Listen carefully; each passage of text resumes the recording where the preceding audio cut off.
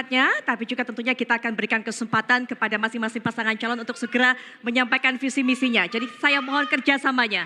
Sudah di atas panggung, sudah berada di podium, dan kita akan segera memberikan kesempatan kepada masing-masing pasangan calon untuk menyampaikan visi misi Bapak Ibu dan juga rencana program kerja. Jika para pasangan calon ini dan Wakil Gubernur Sulawesi Selatan, saya akan terlebih pasangan calon nomor urut 2, Bu Fatmawati Rusdi. Kami berikan kesempatan 3 menit Bapak Ibu, waktunya dimulai saat Bapak Ibu berbicara. Silakan.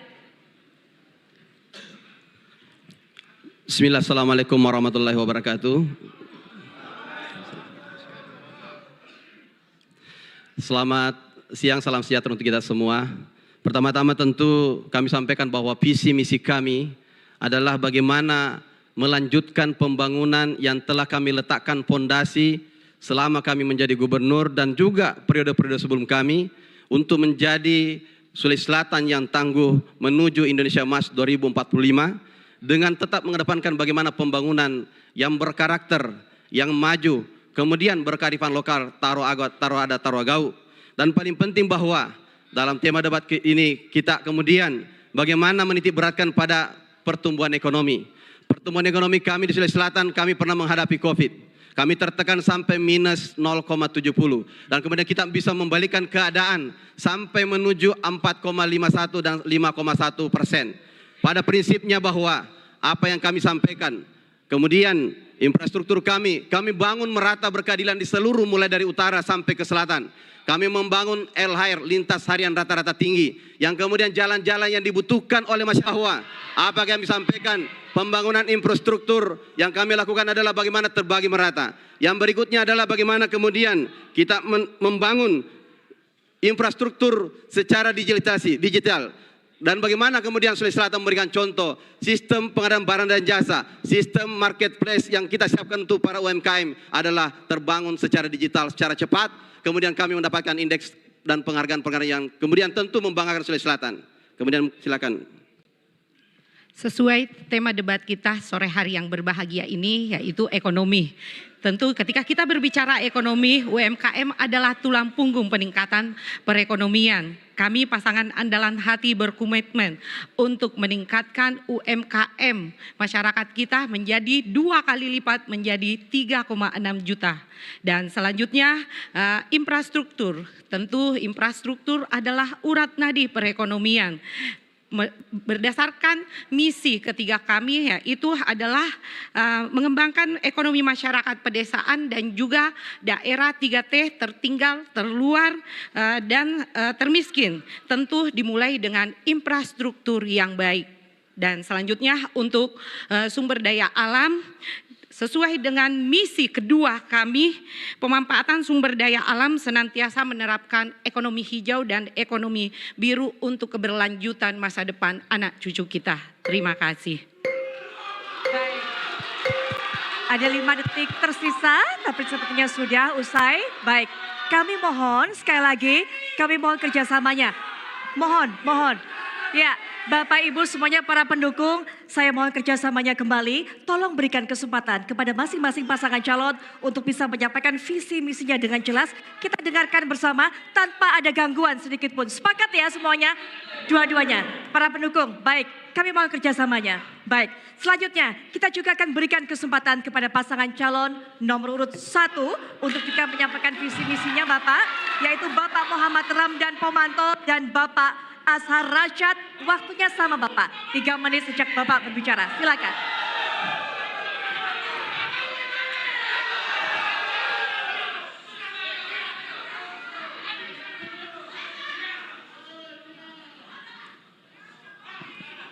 Assalamualaikum warahmatullahi wabarakatuh. Selamat sore, salam sejahtera bagi kita semua. Shalom, Om Swastiastu, Namo Buddhaya, salam kebajikan. Ketua KPU dan seluruh komisioner, Ketua Bawaslu dan seluruh komisioner, seluruh panelis yang saya hormati, sahabat saya Pak Andi Sudirman Sulaiman dan Pak Mati Rusdi, izinkan saya menyampaikan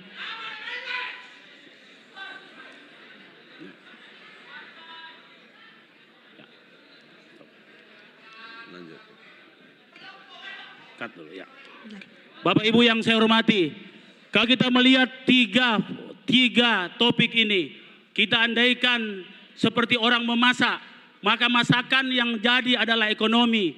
Bahan bakunya adalah sumber kekayaan alam atau SDA. Dan bumbu masaknya adalah infrastruktur. Tapi kita lupa bahwa ada yang lebih penting dari itu, yaitu wadahnya atau wajannya, yaitu tata ruang kita.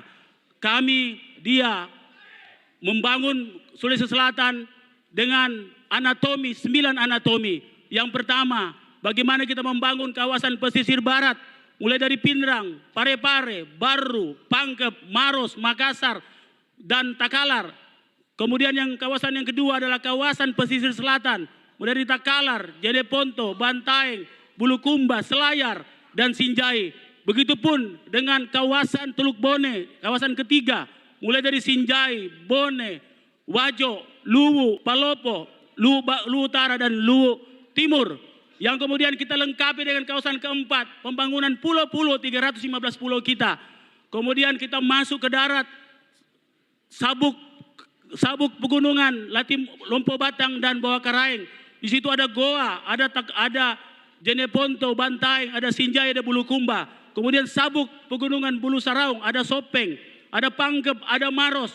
Kemudian Sabuk Pegunungan Latimojong, di situ ada Luwu, ada Sopeng, ada Wajo. Kemudian Pegunungan Verbek, ada Toraja Utara, Luwu Utara. Dan kemudian kita sempurnakan dengan kawasan ke-9 yang kita namakan dengan kawasan Subur Walanae. Di situ ada Danau Tempe dan Danau Sidenreng. Semua itu kita bangun dengan semangat food security, water security, kemudian energy security, social security, culture security, dan cyber security. Dengan semangat maca, sombere, dan resilient untuk semua. Itulah visi misi kami, di mana tiga hal ini menjadi pokok daripada semua apa yang kami sampaikan tadi. Bahwa di samping yang 3, yang penting adalah bagaimana wadah memasak ketiga itu agar masyarakat bisa menikmati pembangunan Sulawesi Selatan baik untuk semua. Baik, waktunya sudah habis. Kita berikan aplaus yang meriah untuk masing-masing pasangan calon yang sudah menyampaikan visi misinya. Baik, Bapak Ibu mohon maaf. Baik, ya Bapak Ibu, sebelum jeda saya kembali ingat Pak Ibu juga kemudian mengganggu penyampaian dari masing-masing pasangan calon akan sangat merugikan karena waktunya terbuang dengan percuma. Jadi mohon kerjasamanya. Baik, kita akan jeda sejenak Bapak Ibu dan juga hadirin sekalian. Di segmen berikutnya kita akan melakukan penajaman terhadap visi misi yang sudah disampaikan oleh masing-masing pasangan calon. Di mana para paslon akan menjawab pertanyaan yang sudah dirumuskan oleh para panelis. Sesaat lagi.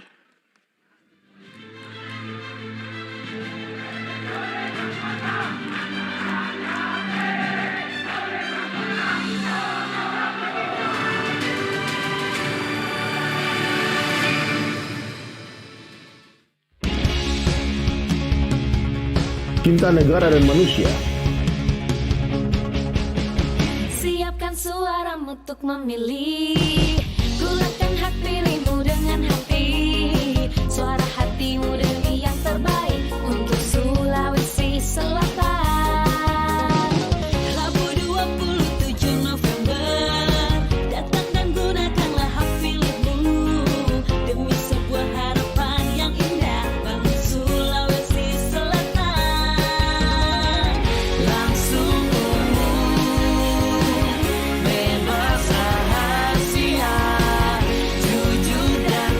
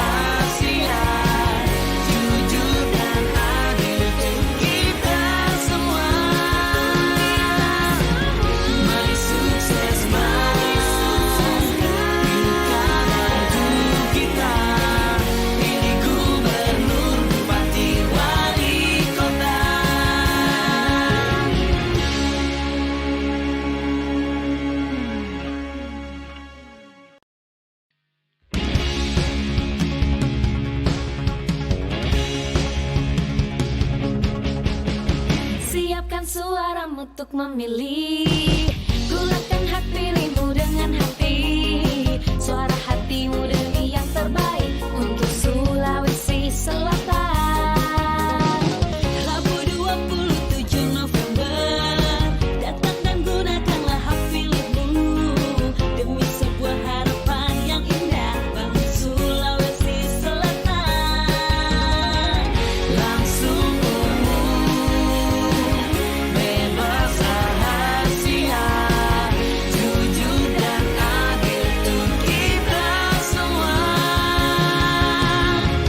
Mari sukseskan pilkada untuk kita.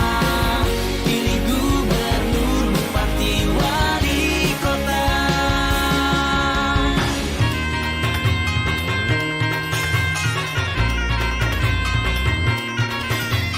Jadikan pilkada serentak Sulawesi Selatan berbudaya dan bermartabat. Tetap jaga kedamaian walau berbeda pilihan, semua ingin yang terbaik demi kesejahteraan Sumsel kita. Langsung umum, bebas rahasia, jujur dan adil untuk kita semua. Mari sukses pilkada untuk kita. Pilih gubernur, bupati, wali kota.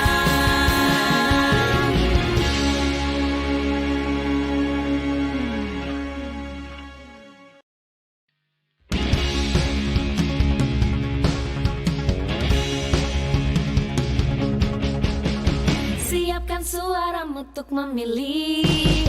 Gunakan hak pilihmu dengan hati. Suara hatimu demi yang terbaik untuk Sulawesi Selatan. Rabu 27 November, datang dan gunakanlah hak pilihmu demi sebuah harapan yang indah bagi Sulawesi Selatan. Langsung umum, bebas rahasia, jujur dan adil untuk kita semua. Mari sukseskan pilkada untuk kita. Pilih gubernur, bupati, wali kota.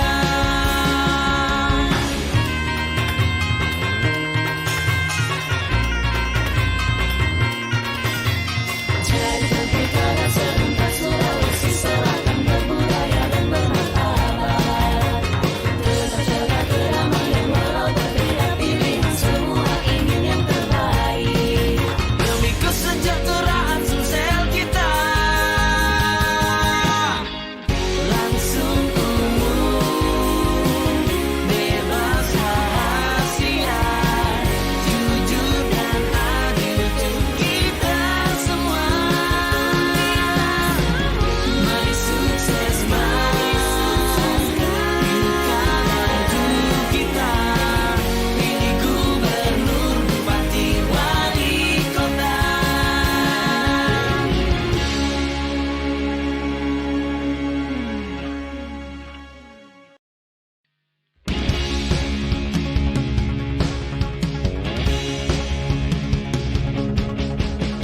Siapkan suaramu untuk memilih. Gunakan hak pilihmu dengan hati. Suara hatimu demi yang terbaik untuk Sulawesi demi sebuah harapan yang indah.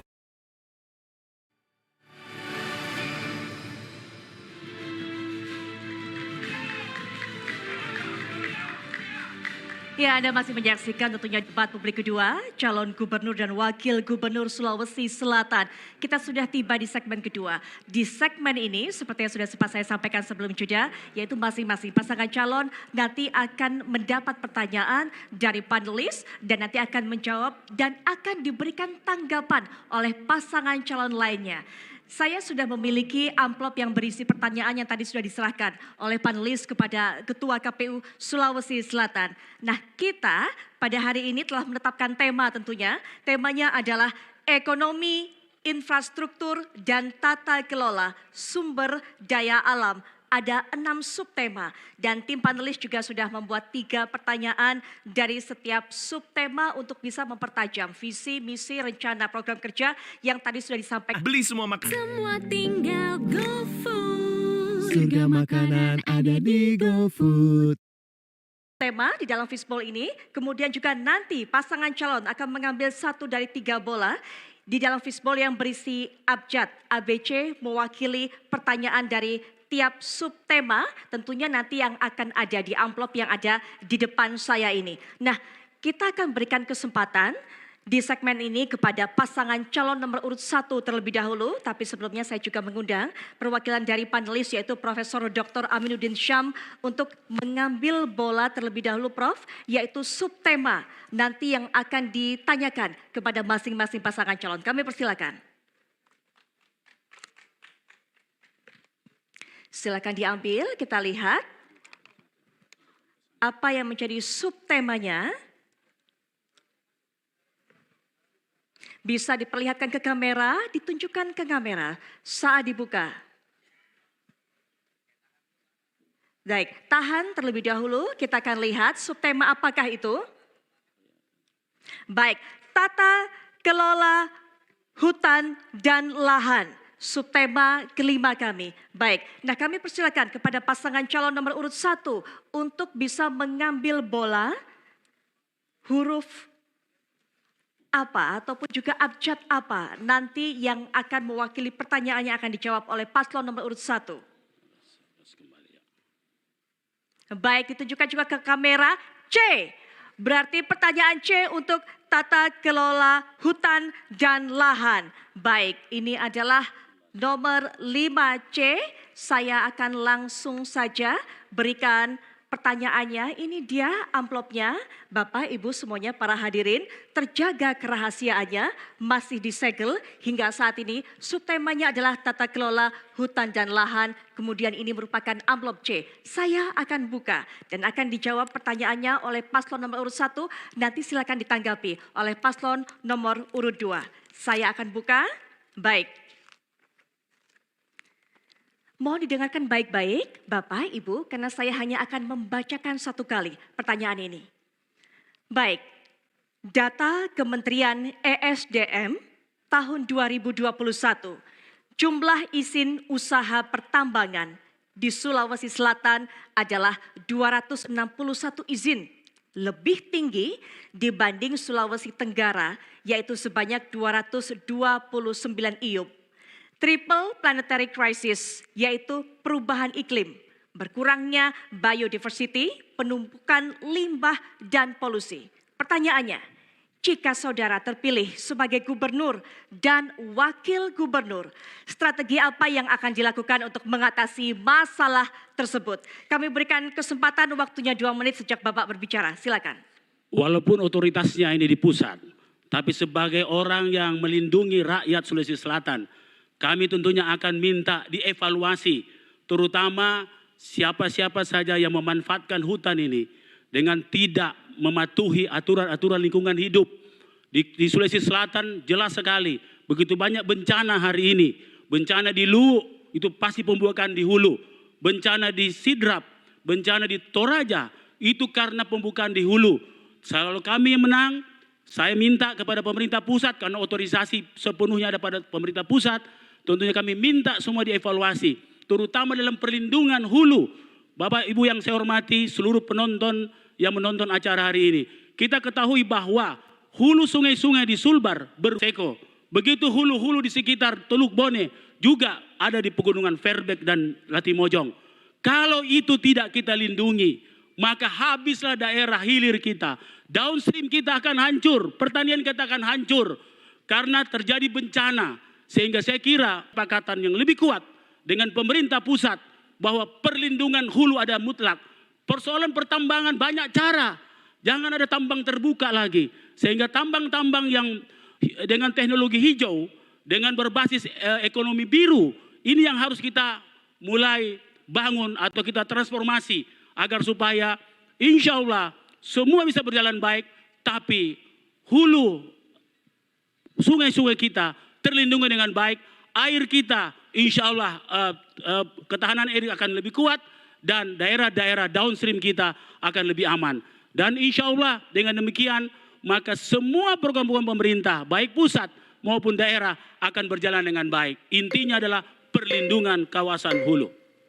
Baik, ada 2 detik tersisa, waktunya habis ternyata. Kita sudah dengarkan jawaban dari paslon nomor urut 1 selama 2 menit. Berikutnya silakan diberikan tanggapan pasangan calon nomor urut 2. Kami berikan waktu 1,5 menit, silakan.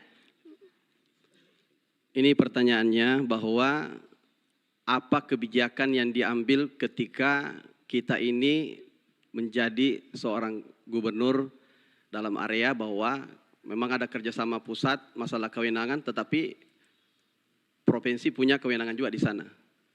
Contoh yang saya berikan paling penting adalah komitmen kepala daerah terhadap ekonomi hijau, green economy. Yang kedua adalah tentu bagaimana kemudian kita membuatkan regulasi untuk itu.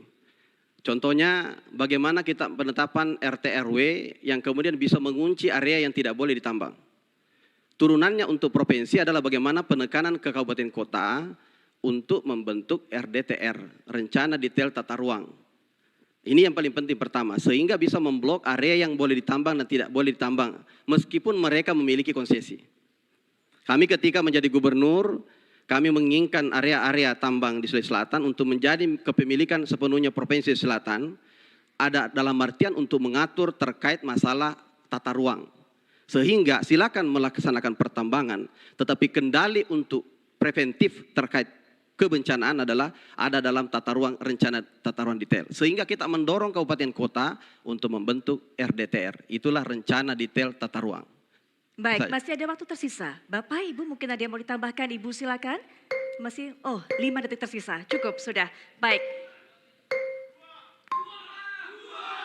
Ya, kita sudah dengarkan tanggapan dari paslon nomor urut 2. Berikutnya silakan diberikan tanggapan balik Bapak. Waktunya adalah 1 menit, silakan. Pak Ade Sudirman Sulaiman yang saya hormati. Bapak kan sudah pernah gubernur. Bagaimana kajiannya di Bastem? Izin di atas Bastem itu jelas-jelas menyebabkan bencana baru di sekitar Luwu. Nah, gimana tata ruangnya? Katanya tata ruang Sulawesi Selatan sudah selesai. Bahkan RDTR-nya sudah selesai. Nah, justru yang Bapak sampaikan itu terjadi hari ini. Sehingga saya kira tata ruang kita harus melibatkan semua pihak. Saya tanya teman-teman di Seko kemarin.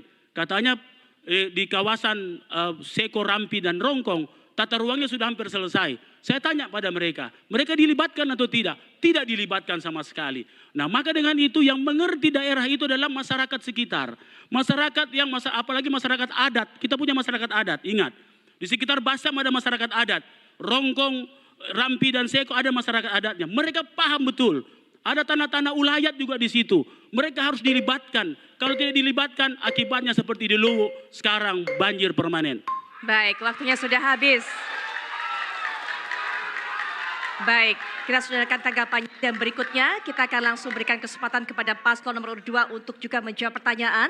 Tapi sebelumnya kami persilakan kepada perwakilan panelis Ibu Profesor Dr. Nurliah Nurdin untuk terlebih dahulu Ibu mengambil bola subtema. Ada 6 subtema seperti yang saya informasikan tadi. Apa yang akan dijawab oleh pasangan calon nomor urut 2? Dibuka terlebih dahulu kemudian nanti langsung diarahkan ke kamera Ibu.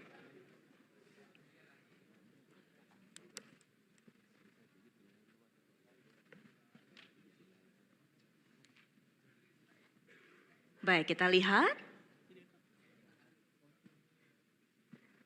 Baik, ini adalah masalah infrastruktur kesehatan. Kami persilakan Ibu untuk kembali ke tempat. Nah, berikutnya silakan pasangan calon nomor urut 2 untuk bisa mengambil bola di fishbowl. Kemudian ditunjukkan namanya adalah infrastruktur kesehatan seperti yang diambil tadi adalah A. Kemudian kita juga lihat masih terjaga kerahasiaannya. Karena memang masih disegel, saya akan langsung bacakan. Nanti diberikan kesempatan kepada paslon untuk bisa menjawab 2 menit dan juga nanti ditanggapi oleh paslon nomor urut 1. Baik, mohon didengarkan, saya hanya akan membacakan 1 kali saja pertanyaan ini. Prinsip dasar Sustainable Development Goals atau SDGs adalah leave no one behind atau tidak meninggalkan siapapun. Namun, pembangunan infrastruktur rumah sakit, puskesmas, dan klinik kesehatan umumnya diutamakan di wilayah perkotaan. Padahal masyarakat pedesaan juga membutuhkan infrastruktur kesehatan tersebut. Pertanyaannya, jika saudara terpilih menjadi gubernur dan wakil gubernur, apa program pembangunan infrastruktur kesehatan di daerah termiskin, terluar, dan terdepan? Waktunya 2 menit, silakan paslon nomor 2. Saya sampaikan di tempat ini, sebagaimana di debat sebelumnya, bahwa pada waktu kami gubernur, kami sudah membangun rumah sakit regional. Pentingnya rumah sakit regional ini adalah untuk terjangkau dan menjangkau. Terjangkau yang pertama adalah bagaimana dia bekerja sama BPJS, harganya terjangkau kepada masyarakat di pedesaan. Terjangkau dalam artian tentu aksesibilitasnya dekat dengan ditempatkan di regional. Bayangkan daerah 200 kilo dari perkotaan kita bangun. Sehingga pemerataan pelayanan kesehatan teratur di semua wilayah regional. Nantinya ke depan kita akan membangun regional tambahan lagi. Sehingga hadir nanti pelayanan kesehatan, infrastrukturnya. Kami hadirkan 13 dokter spesialis di daerah regional kami. Kita berikan insentif khusus sebagai daerah rumah sakit yang tidak dalam peminatan. Sehingga mereka nyaman, mereka dapat infrastruktur rumah dinas, mereka dapat mobil dinas. Sehingga mereka, nakes-nakesnya merasa nyaman untuk tinggal di sana. Apa yang terjadi? 1 tahun kami bangun sebagai rumah sakit pertama yang dibangun dalam waktu 1 tahun. Itu dengan alat standarnya sangat baik. Dan kemudian mereka 2.000 melayani pasien per bulannya. Bukan persoalan capkupannya, tetapi bagaimana kemudian aksesibilitas dari ratusan kepala desa, warga desa yang dapat menjangkau rumah sakit tersebut.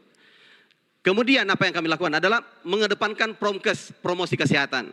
Kita mengaktifkan bagaimana promosi, termasuk kami melaksanakan anti mager itu adalah anti malas gerak, termasuk promkes untuk preventif. Sehingga masyarakat bergerak. Kenapa? Kita harus mengajarkan kepada kita semua, termasuk kita sebagai pejabat, bagaimana kita adalah pola hidup sehat. Sehingga preventif dan bagaimana represif penindakan di ujungnya. Itu saya rasa. Baik. Ya, waktunya sudah habis. Paslon nomor 2 sudah memberikan jawaban. Silakan ditanggapi. Paslon nomor urut 1. 1,5 menit waktunya, silakan. Ya, kalau kita bicara infrastruktur kesehatan, yang terutama adalah jangkauannya. Kalau paslon 2 selalu cerita soal di satu kabupaten, bagaimana daerah-daerah yang lain, daerah terluar, daerah tertinggal dan sebagainya. Jangan lupa masyarakat di desa itu butuh sebenarnya infrastruktur kesehatan. Makanya kalau kami terpilih, insya Allah akan membangun infrastruktur smart health sampai di kecamatan-kecamatan, terutama di kecamatan dan di desa-desa. Karena ini yang sangat dibutuhkan sebenarnya. Kalau kita hanya bicara satu, itu tidak memadai sebenarnya, tidak menjangkau masyarakat yang sangat membutuhkan infrastruktur kesehatan. Yang kedua, jangan lupa infrastruktur kesehatan itu bukan hanya sekadar membangun rumah sakit, tapi bagaimana pencegahannya terutama juga sebenarnya. Apa strategi intervensi kita ketika orang sebelum sakit, jangan sakitnya saja terus mau diobati dan itu hanya rumah sakit regional. Tidak cukup itu, ini Sulawesi Selatan menurut saya sangat luas dan banyak sekali orang membutuhkan, masyarakat di desa, masyarakat di pegunungan, masyarakat di pesisir, di selayar sana, di pegunungan sana, banyak sekali membutuhkan itu infrastruktur kesehatan sebenarnya. Jadi kalau kami insya Allah kami akan bangun sampai di tingkat kecamatan smart health. Terima kasih. Baik, waktunya sudah habis dan mohon tahan dulu para pendukung, langsung saja 1 menit saya berikan kepada paslon nomor 2 untuk bisa memberikan tanggapan kembali. Silakan Bapak Ibu. Baik, saya sampaikan. Kita harus tahu, di dalam protokol kesehatan itu ada tingkatannya. Tingkatan kemudian emergency case. Tingkatan yang kemudian masih bisa rawat jalan. Tingkatan yang kemudian sifatnya preventif. Yang kami intervensi untuk regional adalah yang golden time. Bisa bayangkan kalau orang pendarahan itu butuh waktu kurang dari berapa jam. Lewat orang. Persoalan angka kematian ibu hamil dan anak. Kemudian kalau ada stroke, golden time-nya itu 6 jam. Makanya kalau kemudian cuma mobile itu bisa, tapi untuk penanganan dari segi resiko mana dulu masuknya. Tapi kalau persoalan kalau mau mengantar pasien yang kemudian sudah pendarahan atau sudah stroke, itu butuh waktu yang sangat cepat. Ini ada golden time. Inilah kita butuh fasilitas infrastruktur yang mumpuni, yang setaraf standar. Kami punya CT scan 128 slice. Kami memiliki fasilitas kesehatan dan nakes yang kualitas top. Terima kasih. Baik.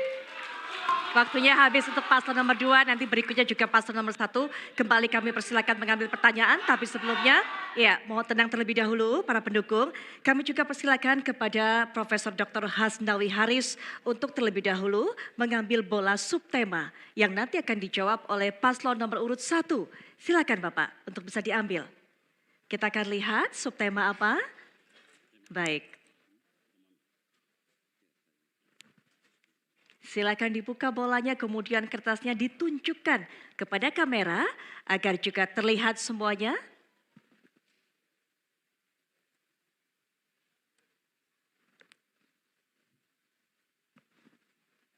Baik, temanya adalah mengenai infrastruktur, transportasi, pendidikan, dan pariwisata. Ini merupakan subtema keempat. Terima kasih Bapak, silakan untuk kembali ke tempat. Dan juga silakan untuk paslon nomor 1 diambil bolanya di fishball dan akan mendapatkan bola dengan huruf apa untuk menentukan pertanyaan yang akan diberikan. Baik, untuk A, bolanya adalah bola A, sehingga ini merupakan pertanyaan subtema keempat, infrastruktur, transportasi, pendidikan, dan pariwisata. Untuk pertanyaan A, saya akan langsung saja ambil, ini dia. Bisa terlihat di sini bahwa sesuai dengan subtema pertanyaannya, infrastruktur, transportasi, pendidikan, dan pariwisata, amplop A, dan saya pastikan juga masih dalam kondisi tersegel sehingga terjamin kerahasiaannya. Saya akan bacakan sama seperti tadi Bapak, paslon nomor urut 1 kami berikan kesempatan 2 menit, nanti kemudian ditanggapi oleh paslon nomor urut 2. Mohon didengarkan baik-baik bahwa data SDGs Sulawesi Selatan 2023, sektor pariwisata berkontribusi hanya 1,34%. Sementara Kars Maros mendapatkan penghargaan UNESCO terbaik kedua di dunia, termasuk BC, fosil manusia purba tertua di dunia. Namun, aksesibilitas dan kualitas infrastruktur pariwisata masih terbatas. Pertanyaannya, jika saudara Tropicana Slim, bantu banyak orang kontrol gula darah selama 50 tahun. Salah tersebut, waktunya 2 menit kami persilakan. Apa yang dimiliki Sulawesi Selatan sangatlah luar biasa. Bukan hanya kelas nasional, tapi itu kelas dunia. Penemuan terbaru oleh Griffith University Australia, bahwa di Leang-Leang Karampuang ditemukan lukisan tertua di dunia setelah sebelumnya ada di Leang-Leang Bantimuru yang tertua 49.500 tahun. Tapi yang terbaru adalah 52.400 tahun. Itu artinya merubah cerita peradaban semua. Tapi sayangnya hal itu tidak pernah menjadi objek yang paling utama yang dijual oleh Sulawesi Selatan. Maka dengan itu, saudara-saudaraku sekalian se-Sulawesi Selatan, tunggu insya Allah kami punya konsep yang jelas soal pariwisata hijau. Inilah pariwisata hijau tanpa apa-apa dengan menjual cerita peradaban seperti ini yang tidak dimiliki oleh peradaban manapun di dunia. Belum lagi kita lihat bagaimana Gunung Latimojong. Itulah kenapa dalam tata ruang kami membuat klaster-klaster pegunungan. Inilah pegunungan Bulu Saraung, belum pegunungan Latimojong, pegunungan Fairbank, belum Lompo Batang dan Bawah Karaing. Baru satu pegunungan saja sudah menyimpan satu cerita. Dan banyak lagi di Seko, di Rampi, banyak sekali hal-hal yang sangat-sangat unik yang kita bisa ekspos. Bapak Ibu yang saya hormati, infrastruktur transportasi berbeda dengan infrastruktur tentang pariwisata. Kalau pariwisata bagaimana kita enjoy menikmati. Kalau infrastruktur bisnis transportasi bagaimana secepatnya sampai. Beda konektivitas, infrastruktur tentang konektivitas niaga secepatnya kita buat. Kita akan membuat jalan tol keliling pesisir Sulawesi Selatan dan jalan terusan Barat Timur. Insya Allah dengan semua itu maka akan hiduplah niaga kita, perdagangan kita, hidup bisnis kita, dan kita akan membuat jalan khusus pariwisata di Tanah Toraja, di Bulukumba bagian selatan, di Sinjai bagian selatan, dan banyak lagi daerah yang lain termasuk Segitiga Seko, Rampi, dan Rongkong. Baik, waktunya habis untuk paslon nomor urut 1 menjawab. Langsung saya berikan kesempatan paslon nomor urut 2 tanggapannya 1,5 menit. Silakan. Untuk infrastruktur yang strategis, khususnya daerah pariwisata, tentu dipastikan menjadi skala prioritas kita bangun untuk kenyamanan. Dan lalu kemudian tidak lupa bahwa transportasi publik harus kita hadirkan untuk menjangkau daerah wisata tersebut. Saya sampaikan, pariwisata kami tidak mau bercerita. Karena Ramang-Ramang itu kami bantu 8 miliar dan kami bekerja sama dengan Pemkab untuk membangun menjadi UNESCO. Itu bersama Pemkab Maros. Yang kami sampaikan juga, Bapak sudah pernah ke Seko, selamat datang di Seko. Orang yang ke sana sudah banyak, tapi kami telah menggelontorkan dana 250 miliar untuk menembus ke sana. Masih ada tersisa Bapak sekitar 24 kilo, silakan dicek ke sana. Yang berikutnya saya sampaikan, bahwa apa yang kami bangun adalah bagaimana transportasi sistemnya. Kami membangun subsidi penerbangan ke Toraja. Alhamdulillah sekarang sudah berjalan sendiri. Toraja ke Balikpapan kami sudah anggarkan 2 tahun subsidi. Dan lalu sekarang sudah tidak perlu disubsidi. Kami mensubsidi semua penerbangan untuk aksesibilitas. Karena ada 3, aksesibilitas, amenitas, dan atraksi di dalam kepariwisataan. Ini harus ditahu dulu. Kalau tidak ada infrastruktur bagaimana menjangkau? Orang pulang duluan kalau tidak bisa menjangkau kurang dari 3 jam. Makanya konektivitas, makanya Sulsel harus terkoneksi dulu. Kenapa kami fokus infrastruktur? Karena itu Bapak. Terima kasih. Baik, waktunya sudah habis. Selanjutnya langsung diberikan tanggapan 1 menit paslon nomor urut 1. Kalau begitu ceritanya, berarti indeksnya harus bagus. Kenapa indeksnya jelek? Betul. Ya. Dan saya yakin indeks itu disumbangkan oleh F8 pariwisata Makassar. Pasti itu. Ya, coba dicek. Karena pariwisata ini, bayangkan banyak tari-tarian yang tidak hidup, banyak sanggar-sanggar yang kasihan mereka tidak tertampung dengan baik. Begitu banyak budaya-budaya yang tidak tidak bisa bangkit karena ruangnya sangat sempit. Bukan persoalan uang, ini persoalan kebijakan. Kami insya Allah, karena budaya adalah bahagian dari sejarah kita. Sejarah Bugis, Makassar, Mandar, Toraja itu sejarah dunia. Tidak boleh kita hapus atau kita kerdilkan. Karena dengan begitu kita akan meraih kebesaran kita seperti pada masa yang lalu. Dan insya Allah Dhani Asar dengan slogan pariwisata hijau, insya Allah kita akan majukan keunggulan budaya kita menjadi daya saing Sulsel. Baik, waktunya sudah habis. Berikan aplaus yang meriah. Tentunya untuk masing-masing pasangan calonnya sudah menjawab pertanyaan. Apresiasi juga saya berikan kepada para pendukung yang cukup kompak untuk bisa menjaga situasi tetap kondusif di sesi tadi. Baik, kita akan jeda sejenak. Baik para pendukung, kita akan jeda sejenak. Saat kami akan kembali mempertajam visi, misi, dan para pasangan calon masih kembali menjawab pertanyaan dari para panelis. Sesaat lagi.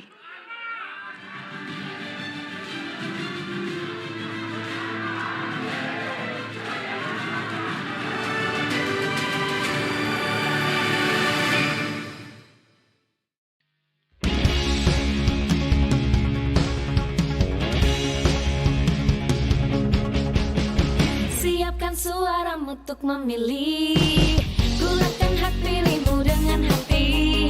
Suara hatimu demi yang terbaik untuk Sulawesi Selatan. Rabu 27 November, datang dan gunakanlah hak pilihmu demi sebuah harapan yang indah bagi Sulawesi Selatan. Langsung bebas rahasia, jujur dan adil untuk kita semua. My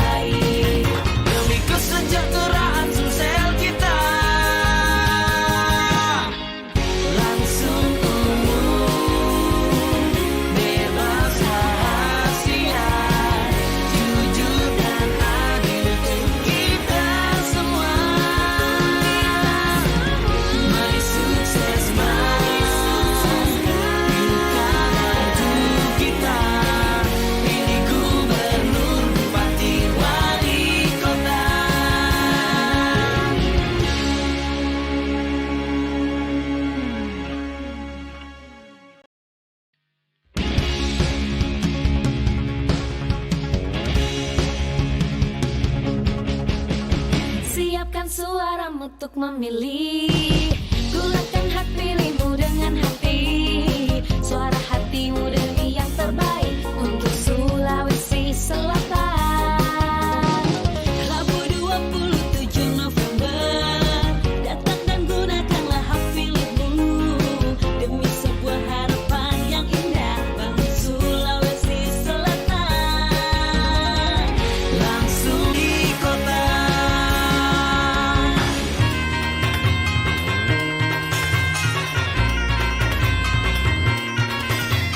Jadikan pilkada serentak Sulawesi Selatan berbudaya dan bermartabat. Tetap jaga keramaian walau berbeda pilihan, semua ingin yang terbaik demi kesejahteraan Sumsel kita. Langsung umum, bebas rahasia, jujur dan adil untuk kita semua. Mari sukses pilkada untuk kita. Pilih gubernur, bupati, wali kota.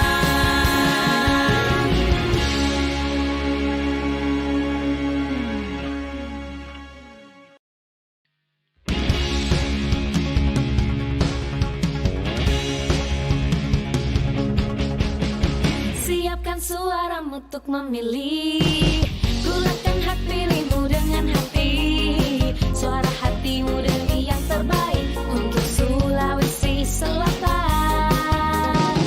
Rabu 27 November, datang dan gunakanlah hak pilihmu demi sebuah harapan yang indah bagi Sulawesi Selatan. Langsung umum, bebas rahasia, jujur dan adil untuk kita semua. Mari sukseskan pilkada untuk kita. Pilih gubernur, bupati, wali kota.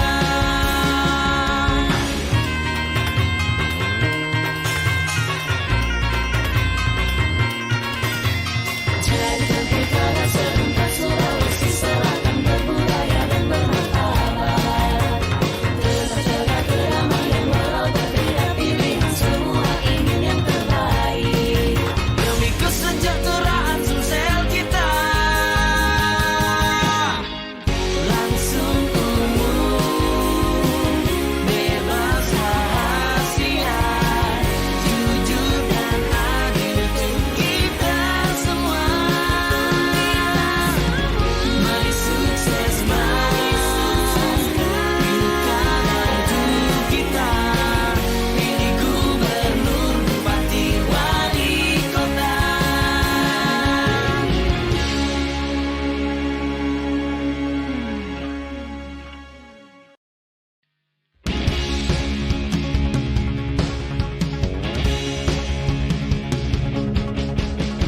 Siapkan suaramu untuk memilih. Gulakan hak pilihmu dengan hati. Suara hatimu demi yang terbaik untuk Sulawesi Selatan. Rabu 27 November, datang dan gunakanlah hak pilihmu demi sebuah. Masih menyaksikan debat publik kedua calon gubernur dan wakil gubernur Sulawesi Selatan. Di segmen ini formatnya masih sama seperti segmen sebelumnya, masing-masing pasangan calon akan menjawab pertanyaan dari panelis dan juga akan diberikan tanggapan oleh pasangan calon lainnya. Dan berikutnya langsung saja saya mengundang kehadiran dari panelis yaitu Ibu Dr. Nur Fadilah Mapaseleng untuk langsung mengambil bola untuk menentukan subtema yang nanti tentunya akan dijawab pertanyaannya oleh pasangan calon nomor urut 2. Baik. Silakan diambil dan dibuka Ibu. Kertasnya juga mohon ditunjukkan kepada kamera agar semua juga jelas melihat.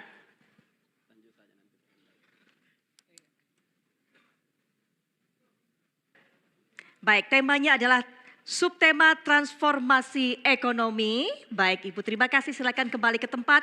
Ini merupakan subtema yang pertama yaitu transformasi ekonomi. Dan silakan pasangan calon nomor urut 2 untuk bisa mengambil bola di fishball tersebut. Huruf apa yang tertera dan akan menentukan pertanyaannya yang nanti akan saya bacakan. Sudah diambil, silakan ditunjukkan ke kamera Ibu. Baik, itu adalah huruf B. Baik, betul. Saya coba melihat kembali ya. Itu adalah huruf B. Baik, subtemanya adalah transformasi ekonomi yang merupakan subtema pertama dan pertanyaannya adalah pertanyaan B. Saya mengambil amplopnya sesuai Ibu, Bapak, transformasi ekonomi menjadi subtema dan juga amplop B seperti tadi juga masih tersegel sehingga terjaga kerahasiaannya. Saya akan buka dan silakan nanti dijawab. Pasangan calon nomor urut 2 dengan durasi selama 2 menit. Baik, Sulawesi Selatan memiliki warisan budaya dan daya tarik bagi para wisatawan. Data Badan Ekonomi Kreatif dan laporan tahunan Kementerian Pariwisata tahun 2024. Sebanyak 1,8 juta pelaku UMKM. Namun, produk kreatif lokal belum termasuk kelemahan dalam produk kreatif lokal belum mendapatkan dukungan pemasaran yang memadai, termasuk kelemahan dalam perlindungan hak cipta menyebabkan produk rentan terhadap peniruan dan eksploitasi tanpa izin. Pertanyaannya, jika saudara terpilih menjadi gubernur dan wakil gubernur, apa kebijakan dalam mempromosikan dan melindungi hasil karya ekonomi kreatif agar mampu bersaing secara nasional dan internasional? Silakan, 2 menit waktunya. Paslon nomor urut 2. Ekonomi kreatif termasuk UMKM adalah pondasi dan kemudian tulang punggung daripada pertumbuhan perekonomian di suatu wilayah, khususnya di wilayah sektor yang menyangkut masyarakat banyak. Di Sulawesi Selatan kalau kita lihat waktu kami sebelum menjabat itu 900 UMKM yang ada di Sulawesi Selatan terregistrasi dengan baik. Ketika kami di 2023 menjabat itu 1,8 juta yang terdaftar. Dan kami telah membuatkan platform yang dikomandoi oleh pemerintah di bidang dinasnya. Itu Baju Bodo sudah terdaftar di sana sekitar 28.000 produk. Dan setiap tahunnya kami menganggarkan untuk sertifikasi standarisasi. Sehingga mereka terjaga terkait masalah bagaimana hak produk mereka dan kekayaan intelektualnya. Yang berikutnya, sistem di provinsi kami harus menjadi contoh. Karena kami tidak cukup hanya dengan memberikan intervensi kepada orang. Kami di Provinsi Sulawesi Selatan adalah pertama di Indonesia yang melaksanakan sistem e-katalog untuk konstruksi. Kalau preservasi jalan konstruksi banyak, tapi kalau untuk konstruksi adalah pertama kami. Sehingga LKPP tahun kemarin menjadikan sebagai tempat untuk bagaimana kemudian studi banding, studi tur di tempat kami terkait masalah e-katalog khusus untuk konstruksi dengan e-katalog yang kita miliki di LKPP. Dengan pendampingan LKP secara kuat, kami melaksanakannya itu dan cepat. Dalam waktu singkat 1-2 pekan, bisa sampai 300 miliar yang kami bisa rilis untuk lelangnya ke e-katalog kepada masyarakat. Artinya, kami juga melaksanakan intervensi untuk padat karya. Anggaran kami adalah mayoritasnya diintervensi untuk bagaimana kemudian melaksanakan intervensi pembangunan padat karya ekonomi kreatif di masyarakat kita. Dan pertama kami bangun 3 colors untuk pembangunan digital printing standy pouch mesinnya ada di Makassar. Baik, waktunya habis untuk menjawab paslon nomor urut 2. Berikutnya paslon nomor urut 1, silakan diberikan tanggapan 1,5 menit. Persoalan kreatif itu adalah sebuah ekosistem. Alhamdulillah Makassar masuk kota kreatif UNESCO. Kita masuk di gastronomi. Persoalan UMKM, kita bisa lihat bahwa Makassar punya inkubator center. Semua UMKM yang masuk di situ rata-rata langsung dengan hak ciptanya, langsung juga dengan branding yang kita rebranding kembali, dan alhamdulillah keuntungannya mencapai 400%. Apa yang saya ingin sampaikan bahwa saya kira membangun Sulawesi Selatan ini tidak bisa dengan kata-kata saja. Bukan hanya seberautan saja, tapi sebuah ekosistem yang otomatis. inkubator center di Kota Makassar menjadi percontohan di seluruh Indonesia.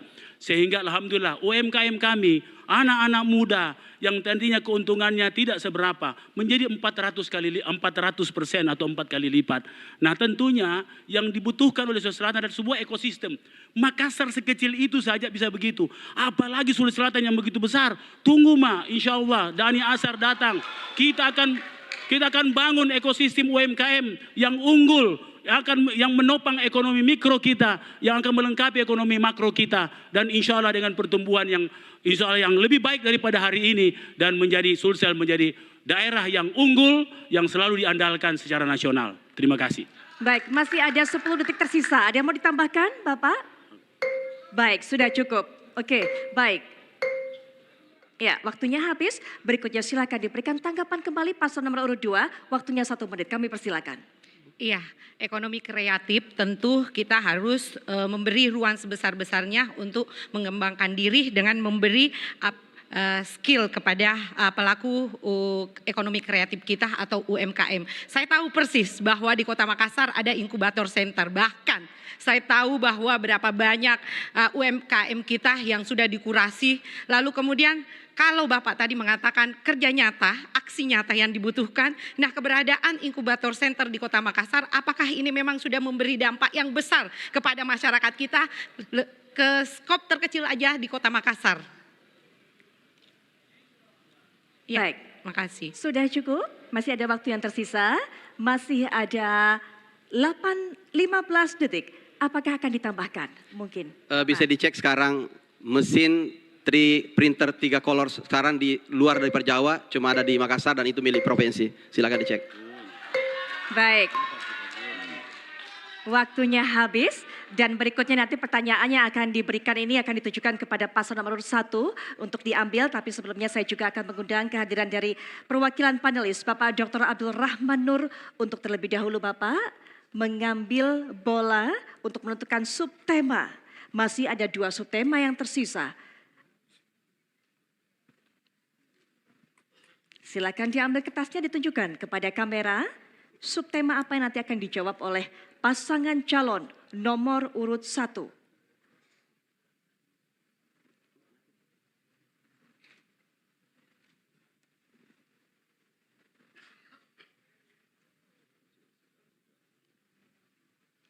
Baik, masih dibuka. Kita akan segera mengetahui. Sepertinya nampak kesulitan, bisa dibantu Bapak. Masih ada 2 subtema yang tersisa, kemandirian fiskal, kemudian juga transparansi dan hilirisasi sumber daya alam. Manakah subtema yang akan dijawab oleh, silakan ditunjukkan kepada kamera Bapak. Baik, ini adalah subtema mengenai transparansi dan hilirisasi sumber daya alam yang merupakan subtema nomor 6. Dan selanjutnya kami persilakan kepada paslon nomor 1 untuk bisa mengambil bola dengan huruf apa yang menentukan pertanyaannya nanti untuk subtema transparansi dan hilirisasi sumber daya alam. Baik, saya akan lihat. Baik, amplopnya adalah amplop C. Saya akan ambil. Ini dia. Amplopnya betul Bapak, amplop C, subtemanya sesuai dengan yang diambil oleh panelis. Transparansi dan hilirisasi sumber daya alam. Paslon nomor urut 1 silakan dijawab, seperti tadi juga nanti akan ditanggapi. Paslon nomor urut 2, saya akan bacakan pertanyaannya, mohon didengarkan baik-baik. Meskipun Perda nomor 4 tahun 2018 tentang pengelolaan pertambangan mineral dan batu bara menekankan prinsip transparansi dan akuntabilitas pengelolaan pertambangan, kepastian hukum dan partisipasi publik. Namun terdapat kasus sengketa transparansi pengelolaan sumber daya alam khususnya pertambangan. Pertanyaannya, jika terpilih sebagai gubernur dan wakil gubernur, apa kebijakan untuk keterbukaan informasi dokumen perizinan sumber daya alam termasuk privatisasi aset negara? Silakan disampaikan jawabnya 2 menit. Dalam fase-fase pertambangan tentunya ada fase survei, ada FS, kemudian ada fase-fase AMDAL, dan kemudian fase-fase eksplorasi dan eksploitasi. Dalam fase-fase ini peran masyarakat tentunya harus terlibat. Bapak, Ibu yang saya hormati, apa yang kami temukan di Luwu yang di mana notabene adalah daerah yang terbanyak pertambangannya, walaupun tentunya batu bara di Sulawesi Selatan tidak sebesar dengan batu bara di Kalimantan. Tapi prototipe persoalannya adalah pertama persoalan pertanahan. Persoalan dengan tanah-tanah adat itu menjadi persoalan yang sangat besar yang tidak tuntas pada hari ini. Kami berkeliling di seluruh titik Luwu Raya, sampai ke Seko, sampai ke Rongkong, sampai ke daerah-daerah terpencil lainnya di perbatasan. Semua menyangkut persoalan hak-hak adat yang tidak terakomodir dengan baik. Itu baru persoalan tanah. Begitu kemudian persoalan feasibility study. Kita banyak sekali persoalan-persoalan perlindungan kawasan hulu. Misalnya sekarang kejadian di Bastem misalnya. Jelas-jelas itu adalah bencana hidrologi, bencana kesalahan manusia di situ.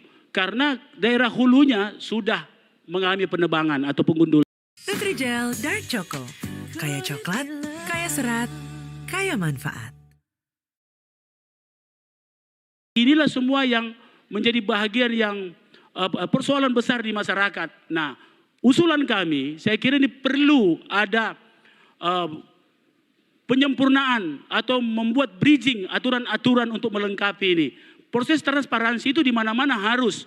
Saya kira ini bukan hanya persoalan transparansi, tapi pelibatan masyarakat. Karena masyarakat banyak tidak tahu. Misalnya kami tanya tentang RT RW di Seko, mereka sama sekali tidak pernah dilibatkan. Padahal itu kawasan-kawasan sensitif. Baik, waktunya sudah habis untuk paslon nomor 1. Tanggapannya paslon nomor 2, 1,5 menit. Bapak Ibu kami persilakan. Saya sampaikan ke paslon 01. Tadi menyampaikan tentang RT RW. RT RW itu Pak, itu globalnya lebih kepada skenario global, lebih luas. Ada di bawahnya namanya RT RDTR, Rencana Detail Tata Ruang. Proses pembentukan RT RW dan RDTR itu pasti melibatkan ada tahapannya Bapak. Pelibatan semua unsur stakeholder untuk membentuk RDTR. Apa itu RDTR? Kalau globalnya misalnya Makassar belum punya RDTR, maaf. Maksud saya kalau misalnya di wilayah yang ada RDTR-nya, apa yang terjadi? Kita tahu wilayah CPI ini khusus untuk apa? Dari RDTR-nya itu kita bisa, RT-RW-nya kita bisa buat bahwa itu rencana strategis nasional misalnya. Di dalamnya itu disekat-sekat lagi, itulah maksudnya RDTR di situ. Sehingga ketika mengunci terkait persoalan kebijakan, pertambangan, mineral dan sebagainya, maka kita perlu melakukan lokalisasi di mana terkait pertambangan itu harus dilaksanakan. Sehingga kita tidak perlu mengusir sana, mengusir sini. Proses banjir yang terjadi dan sebagainya karena tidak ada acuan polanya sehingga konsesi masuk belum siap RDTR-nya. Kabupaten kota ini adalah kewenangannya untuk membuat RDTR. RDTR itu adalah acuan untuk semua pelaku pertambangan. Jangan kita salahkan sepenuhnya kepada pelaku tambang. Kenapa? Diciptakannya tambang itu karena itu, tetapi harus ada RDTR yang mengatur untuk itu. Itu saya sampaikan. Baik. Waktunya sudah habis. Tanggapan paslon nomor 2. Berikutnya silakan ditanggapi Pak, 1 menit durasinya. Silakan. Seluruh masyarakat Sulawesi Selatan saya hormati. Saya ini sebelum wali kota, saya ini konsultan RT RW. Saya tahu persis barang-barang ini. Pak Hadi Sudirman, di RT RW terbagi atas struktur ruang dan pola ruang. Pada saat persoalan struktur ruang dibangun, masyarakat harus terlibat. Di mana pola-pola pengelompokan kegiatan, ini terpaksa harus saya kasih keluar ilmu saya dulu nih. Ya, bagaimana sistem keterhubungan, aksesibilitas. Kemudian pada saat masuk di pola ruang, masyarakat tidak boleh tidak dilibatkan. Di situ pertanian tiba-tiba jadi tambang. Mau dibikin apa itu seluruh petani? Bikin apa seluruh peternak yang ada di situ? Barangkali lebih kalau diukur FS-nya, lebih bisa kita mengambil peruntukan para wisata di atasnya. Lebih banyak masyarakat yang bisa mengambil manfaat daripada pertambangan. Jadi membuat RT RW atau apalagi RDTR Pak sampai saya ini konsultan khusus untuk ini sebenarnya, termasuk di laut. Ya. Baik, waktunya sudah habis Bapak. Nah ini merupakan kesempatan terakhir kepada pasangan calon untuk bisa menjawab pertanyaan panelis. Nanti adalah pasangan calon nomor urut 2. Tapi sebelumnya saya perkenankan kepada Bapak Muhammad Hasrul Hasan selaku perwakilan dari pihak panelis untuk mengambil subtema terakhir yang akan menjadi pertanyaan bagi pasangan calon nomor urut 2. Baik, sambil tenang juga kepada para pendukung, kita akan lihat subtemanya, silakan ditunjukkan kepada kamera. Dan apresiasi juga saya berikan kepada para pendukung yang luar biasa juga menjaga ketenangan sehingga para calon ini bisa menjawab dengan baik.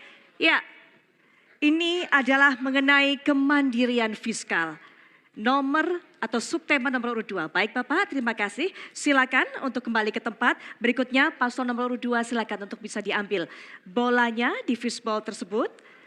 Huruf apa yang diambil dan menentukan pertanyaannya, yaitu subtema 2 kemandirian fiskal. Baik A. Oke, saya akan ambil amplop untuk 2A. Jadi seperti yang sudah diambil tadi oleh pihak panelis, bahwa ini subtemanya adalah kemandirian fiskal, sudah betul. Kemudian juga amplopnya A, masih juga kondisinya rahasia tersegel. Para calon tidak mengerti apa pertanyaan di dalamnya, saya akan bacakan. Tolong didengarkan baik-baik dan dijawab nanti selama 2 menit pasangan calon nomor urut 2. Data Dinas Penanaman Modal dan Pelayanan Terpadu 1 Pintu Sulawesi Selatan mencatat realisasi investasi mencapai 2,507 triliun atau 2.507 triliun rupiah pada triwulan 1 tahun 2024. Kota Makassar dan Luwu Timur menjadi daerah tertinggi penyumbang investasi di Sulawesi Selatan. Pertanyaannya, jika saudara terpilih sebagai gubernur dan wakil gubernur, bagaimana strategi saudara dalam menarik lebih banyak investasi ke daerah selain Makassar dan Luwu Timur? Kami persilakan waktunya 2 menit paslon nomor urut 2. Yang perlu saya sampaikan, investor akan masuk ketika tersedianya apa? Sumber energi, listrik. Makanya apa yang kami buka pertama kali adalah bagaimana kemudian Sulawesi Selatan ini menjadikan baterai Indonesia. Kita lihat, kita sekarang sudah ada energi terbarukan. Sulawesi Selatan ini yang memenuhi syarat 20%. Yang kedua apa? Infrastruktur. Transportasi darat, laut, dan udara. Udara kita bagaimana melaksanakan ekspansi untuk subsidi penerbangan. Transportasi darat terkoneksi. Bagaimana pembangunan infrastrukturnya. Investor akan berpikir panjang kalau datang kemudian tidak disiapkan tentang bagaimana sumber daya energinya. Mau lampu dari mana. Apa yang kami lakukan adalah, ini yang paling penting. Yang paling penting di atas semuanya adalah trust. Trust daripada mereka, kepercayaannya. Pemerintahan harus dipercaya. Kalau tidak memiliki kepercayaan dalam menjalankan sistem pemerintahan, berat. Kenapa? Karena disitulah di mana investasi mau masuk. Kalau mereka sendiri meragukan, selalu ada money under the table. Itu yang harus tidak ada, wajib. Sehingga kita harus melaksanakan transparansi di sistem pemerintahan kita. Sama seperti menyapu, kita harus bersihkan dulu sapunya sebelum kita keluar. Harus ada trust. Trust publik, trust nasional, dan bagaimana internasional. Sehingga kita ini dalam kondisi yang sama level dalam bermitra. Kemudian membuka akses bagaimana sistem pertambangan kita.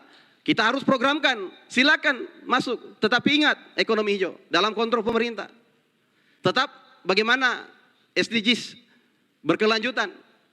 Inilah harus kita siapkan. Kita sebagai regulator. Tetapi bagaimana menciptakan keseimbangan, gini rasio, dan pertumbuhan ekonomi itu harus berimbang. Baik. Ya, waktunya sudah habis untuk paslon nomor 2. Silakan diberikan tanggapan. Paslon 1, 1,5 menit. Investasi pun punya master plan. Yang saya bilang tadi 9 kawasan, itulah kawasan investasi. Kawasan pesisir barat, kita bisa investasi marine culture dari Pinrang sampai dengan Takalar. Di selatan kita bisa investasi pariwisata. Kita punya pulau yang luar biasa.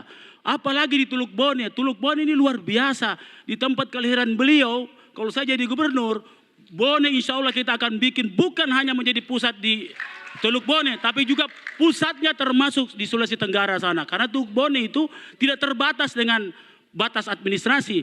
Di samping Sulawesi Selatan bagian timur, potensinya luar biasa sekali. Kepiting saja, itu bisa ada investor karena kepiting di Bone, itu kepiting yang paling hebat, paling enak di seluruh dunia.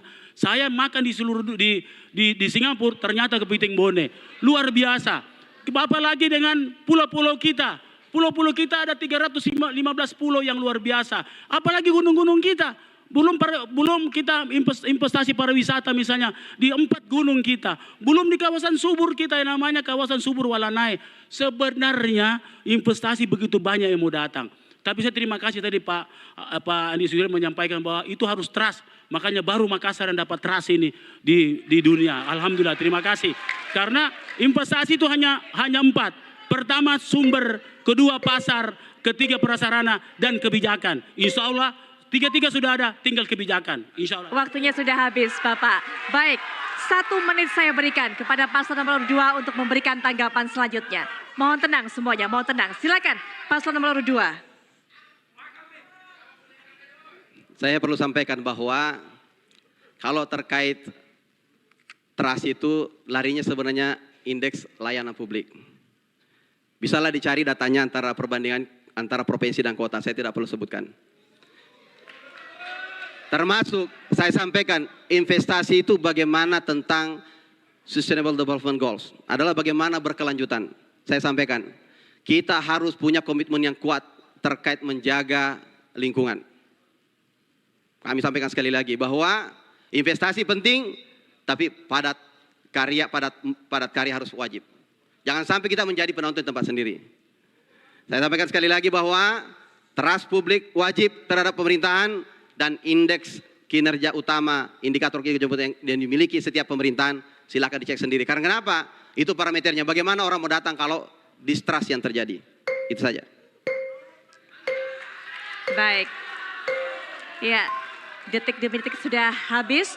Dan ini merupakan sesi terakhir bagi masing-masing pasangan calon untuk bisa menjawab pertanyaan dari panelis. Karena nanti di segmen berikutnya Bapak akan ada saling tanya jawab antara masing-masing pasangan calon. Kami akan segera kembali saat lagi.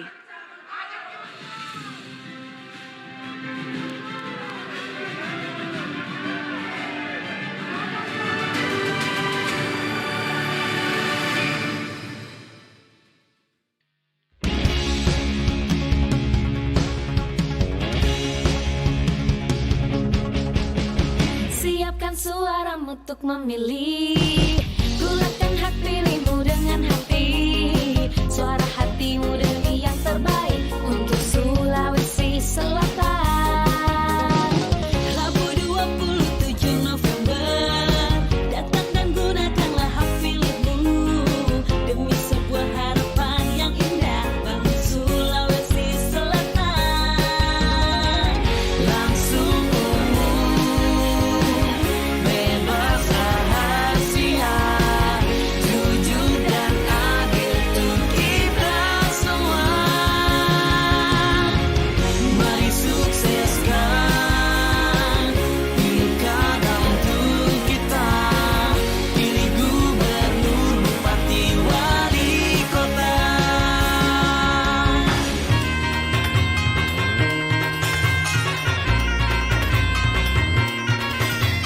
Jadikan pilkada serentak Sulawesi Selatan berbudaya dan bermartabat. Tetap jaga kedamaian walau berbeda pilihan, semua ingin yang terbaik demi kesejahteraan Sumsel kita. Langsung umum, bebas rahasia, jujur dan adil untuk kita semua. Mari sukseskan pilkada untuk kita, pilih gubernur, bupati, wali kota.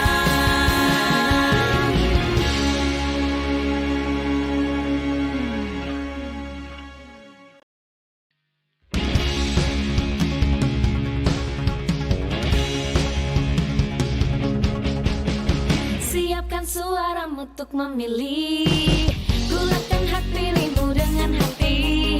Suara hatimu demi yang terbaik untuk Sulawesi Selatan.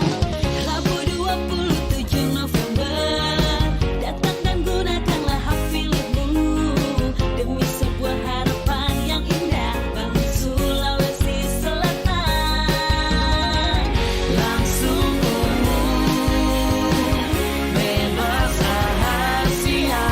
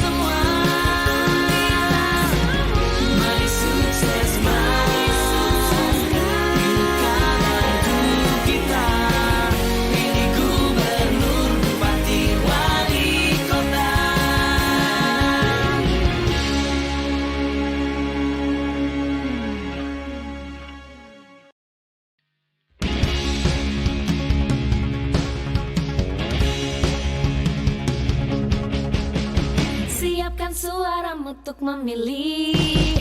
Gunakan hak pilihmu dengan hati. Suara hatimu demi yang terbaik untuk Sulawesi Selatan. Rabu 27 November, datang dan gunakanlah hak pilihmu demi sebuah harapan yang indah bagi Sulawesi Selatan. Langsung umum, bebas rahasia, jujur dan adil untuk kita semua. Mari sukseskan pilkada untuk kita. Pilih gubernur, bupati, wali kota.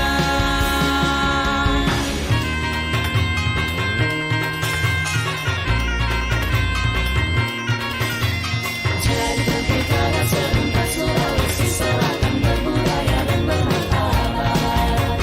Tetap jaga kedamaian walau berbeda pilihan, semua ingin yang terbaik. Demi rahasia, jujur dan adil untuk kita semua. Mari sukseskan pilkada untuk kita. Pilih gubernur, bupati, wali kota.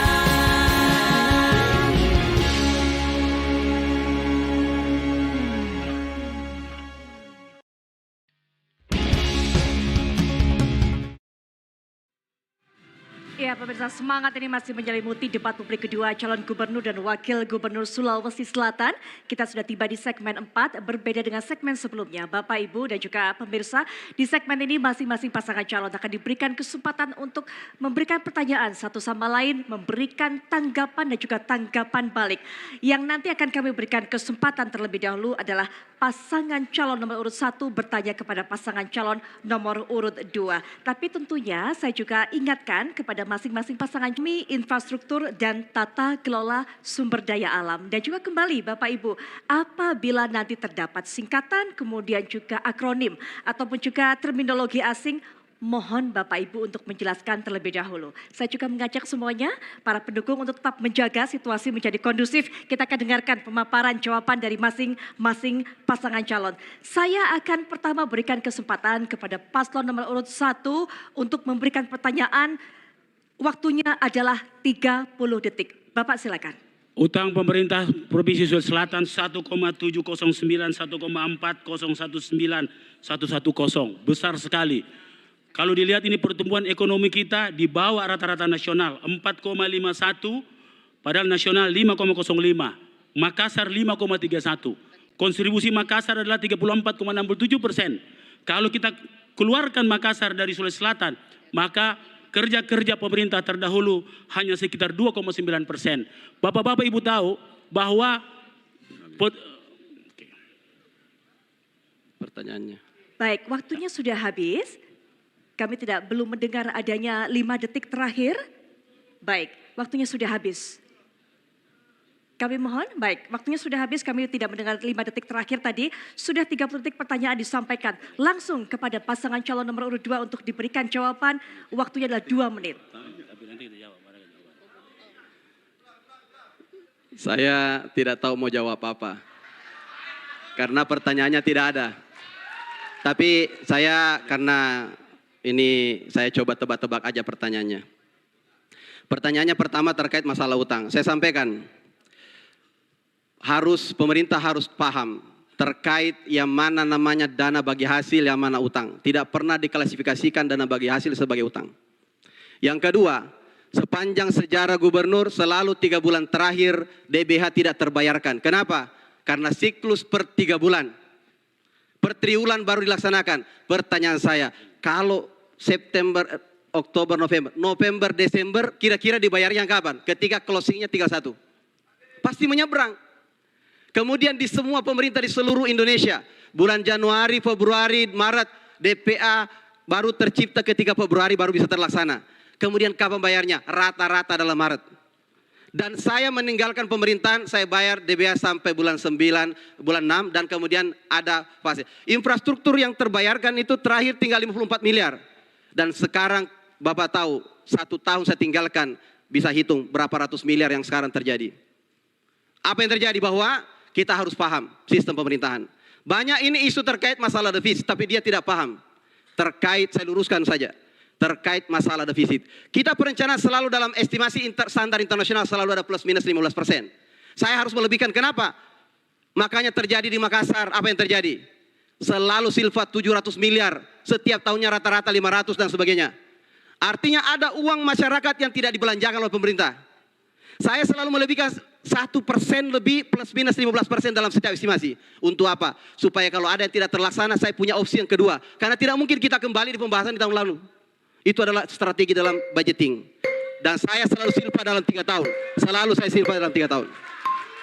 Baik, waktunya sudah habis. Silakan paslon 1 ditanggapi. Waktunya 1,5 menit. Pak Andi Sudirman yang saya hormati, saya dulu dapat waktu Pak SYL jadi gubernur. Semua dana bagi hasil dibayarkan utuh kecuali Desember. Desember masuk tahun kemarin. Jadi Pak, bukan semua pemerintahan, nanti pemerintahan Bapak seperti ini. Bapak tahu akibatnya. Dalam neraca pendapatan semua kabupaten kota, kasihan mereka. Mereka tidak bisa bayar TPP-nya para guru di seluruh Sulawesi Selatan. Begitu menderita para guru tidak dapat TPP. Para honorer tidak dapat TPP. Guru mengaji tidak dapat. Pemandu jenazah tidak dapat. Kenapa? Daerah-daerah kabupaten kota berharap dari haknya mereka. Bukan hak provinsi loh. Haknya mereka. Ini betul-betul zalim. Ya, saya saja Makassar sekarang belum terbayar sekitar 250 miliar. Padahal itu masuk dalam neraca. Semua aturan negara tidak boleh dilanggar seperti itu. Zaman Pak Syahrul Yassin Limpo betul-betul disiplin anggaran bagus sekali. Karena kami menerima utuh dana bagi hasil. Alhamdulillah pemerintah pusat mendengarkan jeritan kami. Tahun depan dana bagi hasil langsung ke pemerintah Kota Makassar dan pemerintah kabupaten kota. Bapak Ibu yang saya hormati, maka dengan itu terlihat dalam penampilan APBD. Bayangkan di sini di APBD pemerintah Sulawesi Selatan 9,2 triliun, pendapatan 4,8 triliun, tapi belanja modalnya hanya 8,72. Baik, waktunya sudah habis Bapak. Dan kami berikan kesempatan kepada paslon nomor 2 untuk memberikan tanggapan balik. Waktunya 1 menit. Baik, selama saya gubernur alhamdulillah TPP selalu terbayarkan ASN, bahkan dinaikkan. Ya saya mau sampaikan saja bahwa silakan dicek. Ini seolah-olah kita mau sampaikan bahwa Pemprov berutang kemudian nanti saya akan bantu utangnya. Padahal Kota Makassar sendiri juga punya utang dalam neracanya. Nah ini harus dilihat dulu ini. Yang saya mau sampaikan adalah saya tidak mau melaksanakan apa yang saya mau ceritakan tentang pemerintah sebelum saya. Mereka telah berbuat gubernur sebelum saya yang terbaik pada eranya. Saya menghormati Bapak Syahrul Yassin Limpo, Pak Prof Nurdin Abdul dan sebagainya. Dan kemudian saya melanjutkan. Saya hanya memaksimalkan apa yang terjadi. Dan paling penting saya sampaikan bahwa kami melaksanakan yang terbaik. Kami membangun infrastruktur ketika terlanda COVID besar-besaran. Dan ketika pendapatan terdegradasi sampai 500 miliar. Kami juga mendapatkan limpahan dari pusat juga bagaimana tekanan ketika kami harus melaksanakan mandiri juga. Itu sudah pemerintahan, makanya kita di situ. Baik, waktunya sudah habis untuk paslon nomor 2 memberikan tanggapan balik. Berikutnya saya berikan kesempatan kepada paslon nomor urut 2 untuk bisa memberikan pertanyaan kepada paslon nomor urut 1. Diperhatikan betul Bapak, waktu bertanyanya hanya 30 detik saja. Silakan. Kota Makassar, Kakanda yang saya cintai. Ini kota lihat, Kota Makassar realisasinya tahun 2021 ketika saya gubernur. Belanjanya hanya realisasi 75%. Kemudian realisasi belanja tahun berikutnya 75%. Berikutnya 85%. Kami di provinsi selalu di atas 90%, 94%. Kami harus tahu kira-kira kenapa bisa seperti itu. Baik, waktu sudah habis 30 detik. Langsung diberikan jawaban 2 menit paslon 1. 2021 adalah masih dalam suasana COVID. Maka kita konsentrasi semua belanja pada COVID. Itu kebijakan pemerintah nasional. Maka dengan itu Pak Andi Sudirman, mesti kita ingat bahwa kebijakan nasional waktu itu seluruh belanja difokuskan untuk COVID dan pemulihan. Sehingga semua merevisi anggaran pemerintah di seluruh Indonesia. Ini bukan persoalan persoalan penyerapan atau tidak, tapi persoalan kedaruratan. Maka dengan itu, walaupun seperti itu, tapi tetap pertumbuhan ekonomi Kota Makassar di atas rata-rata nasional. Tapi pertumbuhan ekonomi selama Bapak menjabat di bawah rata-rata nasional. Bapak tahu, tidak kerja saja 5% Pak, tidak kerja. Tapi Bapak ini 4,31, berarti bukan hanya tidak kerja, tapi betul-betul defisit. Karena tidak kerja saja dapat 5% Pak. Begitu pertumbuhan ekonomi. Kota Makassar 5,3% dan pernah 5,4%. Maka dengan itu hati-hati bicara tentang ekonomi. Kalau seandainya 2021 waktu itu tidak ada kebijakan recovery pemerintah pusat, saya kira Makassar akan berlari kencang seperti hari ini. Apalagi kita membantu banyak hal tentang provinsi. Beruntung ada Makassar, kemiskinan meningkat, tapi mereka lari ke Makassar. Datang ke Makassar tidak apa-apa. Kami insya Allah akan memberikan, kita lihat bahwa pengangguran terbuka kita menembus 1 digit yang sebelumnya 17%. Tahun ini Agustus kita sudah 9%, 9,7%. Itu artinya bahwa walaupun teman-teman datang rescue kepada pemerintah Kota Makassar, insya Allah kami akan siapkan dan kami akan layani. Begitu tampak betul dalam kesehatan juga. Kesehatan kami, siapapun yang masuk di Kota Makassar kita layani. Termasuk orang-orang yang gagal di provinsi masuk ke kota. Baik, waktunya sudah habis. Jawaban kita sudah dengarkan dari pasangan calon nomor urut 1. Silakan diberikan tanggapan 1,5 menit waktunya untuk paslon nomor urut 2. Baik, perlu kita sedikit pahami. Refocusing itu bukan berarti menghapus anggaran. Ya. Tidak belanja 500 miliar sampai 700 miliar, apa yang terjadi? Makassar tidak punya pekerjaan banyak, makanya terjadi pengangguran banyak. Makassar ini tertinggi masih 2 digit pengangguran di Makassar. Bayangkan coba kalau Sulawesi Selatan kemudian bergelimpang pengangguran. Kemudian kemiskinan, kenapa?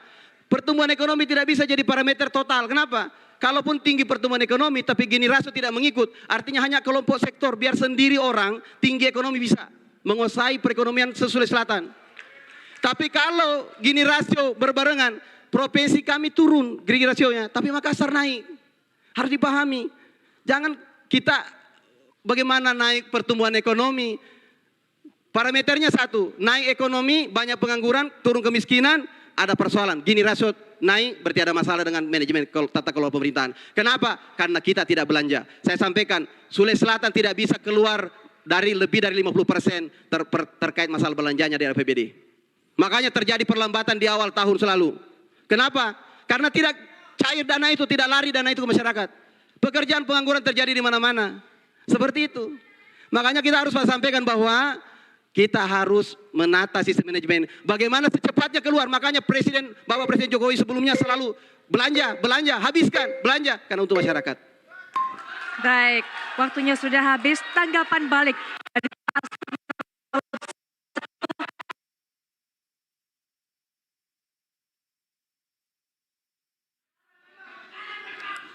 Saya kira data Bapak salah lagi. Gini rasio itu menurun Pak. Kemarin kami 0,39 sekian, sekarang sudah 0,37. Periksa, silakan teman-teman netizen cek baik-baik. Jadi hati-hati, jadi betul kita bilang jampo bale-bale, betul sekali. Ya, maka dengan itu Bapak Ibu sekalian, maka dengan itu harus data dihafal. Gini rasio itu data dihafal. Ini akibat lorong wisata mikro berkembang, kemudian mendekati. Gini rasio itu adalah pemegang uang terbanyak dengan pemegang uang terkecil itu mendekat. Makin kecil gini rasio, makin baik kota itu atau pertumbuhan ekonomi itu. Kami pertumbuhan ekonomi tertinggi, kami pernah 8,79 sebelum Covid. Sekarang kita 5,3 dan saya yakin kita akan menembus 5,5.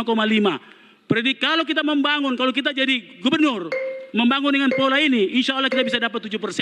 Begitu hitung-hitungannya, harus dihitung Pak, tidak boleh dia. Baik, waktu sudah habis Bapak. Baik, mohon tenang dulu. Para pendukung, sebentar. Ya, kita masih ada satu sesi lagi di segmen ini. Ini merupakan kesempatan untuk memberikan pertanyaan terakhir. Dan kesempatan ini adalah bagi pasangan calon nomor urut 1 memberikan pertanyaan kepada pasangan calon nomor urut 2. Silakan, paslon 1. 30 detik waktunya. Ya, bicara temanya tetap infrastruktur. Seperti kita ketahui bahwa di eranya Bapak, stadion itu dibongkar, Stadion Matu Angin. Nah sekarang pertanyaannya, kenapa tidak dibangun-bangun? Padahal Barombong juga begitu. Jadi mohon penjelasannya Pak. Baik, sudah cukup Bapak, tidak ada yang ditambahkan. Oke, silakan langsung 2 menit, paslon nomor urut 2 dijawab. Baik, saya sampaikan, saya mohon maaf tadi agak keras. Saya sampaikan bahwa paling pasti kami mau sampaikan, kami sudah pernah melelang 2 kali. Itu sebagai bukti bahwa kita melaksanakan. Kota Makassar sempat memintanya untuk mengambil alih. Saya berpikir, kalau jembatan Barombong saja tidak selesai, bagaimana dia mau selesaikan itu? Artinya apa seperti begini Bapak? Kita dalam RPJMD harus dipahami juga. Ini saya buka sekarang ya. Kita di sana ada penganggarannya yang tergabung. Pemerintah pusat itu 70% kewenangan di dalam RPJMD tertulis. Kapan pusat, kapan daerah, dan pusat lagi masuk. Seperti itu Bapak. Kenapa? Karena ini bukan anggaran kecil. Itu ada termaktub di dalam RPJMD kita waktu 2018, 2020, 3 terakhir kemarin. Ini harus dipahami juga. Kedua, kami harus pahami juga bahwa pendekatannya ketika kita mau bangun kemarin, rancang bangun kemarin kan disuruh turunkan lagi kapasitasnya. Sehingga kita butuh uluran waktu lagi kan, 1 tahun. Kenapa? Karena Makassar bilang ini tidak sesuai lalinnya, harus diganti. Jadi kita desain ulang kan. Ya itu butuh waktu lagi kita ulang. Dan itu pun kita masih sempat lelang 2 kali ya Bapak. Kalau saya mau lakukan hal seperti itu, saya bisa saja bilang oke, kita langsung tunjuk aja. Tapi saya tidak mau, jangan sampai kita dicurigai juga. Yang ketiga bahwa kami sampaikan bahwa di dalam setiap kami gubernur, kami memberikan selalu apresiasi. Pertama kali dalam sejarah PSM diberikan 1,7 miliar setelah mereka memenangkan. Dan semua yang menang PON selalu kita berikan 200 miliar, ada 300 miliar kemana selama bawa pulang emas. Artinya apa? Apresiasi lebih besar kepada atletnya. Ini memacu mereka untuk kemudian lebih baik bekerja. Itu. Dan kemudian datanglah kebijakan Pak Jokowi untuk kemudian membangun berikutnya. Itu surat kami selalu terus kami tulis. Waktunya sudah habis untuk menjawab dari paslon nomor urut 2. Tanggapannya silakan. Paslon nomor urut 1, 1,5 menit. Pak Adi Sudirman, saya ini atlet dari dulu. Saya malu betul sekarang. PON kita biar tidak masuk 10 besar saja tidak masuk. Dulu kami ranking 4 Pak Indonesia. Masih ada Pandi Matalata, Matu Angin masih ada. Sekarang ada, Barombong tidak jadi, Matu Angin digusur, kemudian Sudiang tidak jelas. Pemerintah kota 2 kali datang ke Bapak, mau minta. Ini kan sebenarnya tidak ada masalah Pak, kita kan sama-sama pemerintah. Kan tidak ada masalah, karena memang kalau saya lihat postur anggaran Bapak, ini memang tidak memungkinkan untuk membangun. Pemerintah kota punya postur anggaran belanja modal, itu lebih 33%, hampir 40%. Sedangkan postur anggaran Bapak, belanja modal Bapak hanya 8,72%. Artinya habis saja dengan gaji, habis di Barjas. Ini Barjas biasanya tidak jelas. Saya orang tukang bikin anggaran juga, karena saya selalu mau ada disiplin anggaran. Karena saya paham seperti itu, maka kita tidak ada masalah mau provinsi atau kota, yang penting rakyat senang. Makanya saya datang 2 kali ke Bapak, tapi sayang Bapak menolak. Kami biarkanlah Barombong kami buat, kami sempurnakan. Persoalan mengenai audit konstruksi, saya sudah ngomong sama Pak Menteri PU waktu itu. Menteri PU mau menurunkan tim ahlinya. Cuma sayangnya Bapak tidak kasih kami. Sayangnya Bapak kasih kami, sudah selesai itu Stadion Barombong. Stadion Barombong, ya, Stadion Barombong. Maka dengan itu Bapak sekalian, persoalan stadion ini persoalan yang saya kira menjadi persoalan kita semua. Tunggu Mak, kita bangun stadion. Baik, waktunya sudah habis. Bapak, silakan terakhir tanggapan balik dari paslon nomor 2, waktunya 1 menit Pak, silakan. Baik, saya ketika melihat serapan anggaran Bapak belanjanya, maksud saya kalau saya suruh orang belanja dan melihat ini terlalu besar silpanya, artinya tidak bisa belanja kuat. Bagaimana kemudian kita berikan kewenangan lebih kuat? Itu Barombong 300 miliar Bapak. Stadion itu 500 miliar setelah redesign. Sebelumnya 1,1 triliun Bapak. Kalau kita bisa bangun itu bisa bangun jembatan 2. Ini Barombong 10 tahun belum terbangun Bapak. Logikanya di mana? Makanya saya sampaikan silakan bernegosiasi dengan Kadis saya. Kenapa? Kewenangan setelah kita tanda tangan terkait anggaran APBD-nya itu kembali kepada dinas teknisnya. Tetapi kembali lagi trust. Trust ini mungkin dinas saya memberikan input, saya harus melaksanakan. Kenapa? Ini kebijakan pelaksanaan anggaran harus bottom up ketika kita sudah membuat keputusan, Bapak. Kenapa? Saya tidak mau kemudian serapan dan ini masalah belanja masyarakat. Baik, ya waktunya sudah habis. Dan tanggapan baik dari pasangan calon nomor 2 tadi juga sekaligus mengakhiri di segmen ini. Nanti kita akan berlanjut di segmen berikutnya dan masih sama. Masing-masing pasangan calon akan memberikan pertanyaan dan juga akan saling menjanggah, saling menanggapi. Setelah yang berikut ini pastikan Anda masih bersama kami.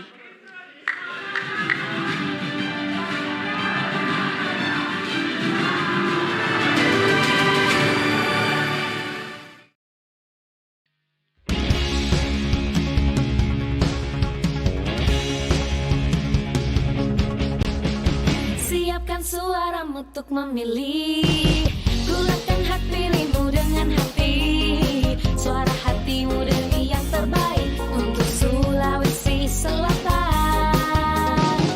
Rabu 27 November, datang dan gunakanlah hak pilihmu demi sebuah harapan yang indah bagi Sulawesi Selatan. Langsung bebas rahasia, jujur dan adil untuk kita semua. Mari sukseskan pilkada untuk kita. Pilih gubernur, bupati, wali kota.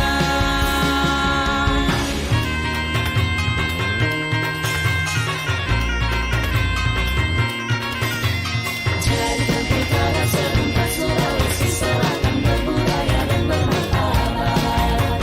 Tetap jaga kedamaian walau berbeda pilihan, semua ingin yang terbaik demi kesejahteraan Sumsel kita. Langsung umum, bebas rahasia, jujur dan adil untuk kita semua. Mari sukseskan pilkada untuk kita. Pilih gubernur, bupati, wali kota.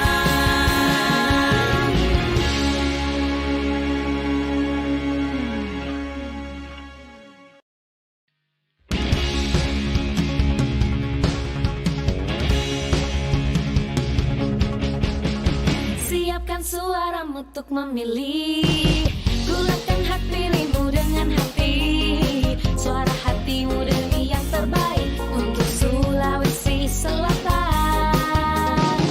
Rabu 27 November, datang dan gunakanlah hak pilihmu demi sebuah harapan yang indah bagi Sulawesi Selatan. Langsung bebas rahasia, jujur dan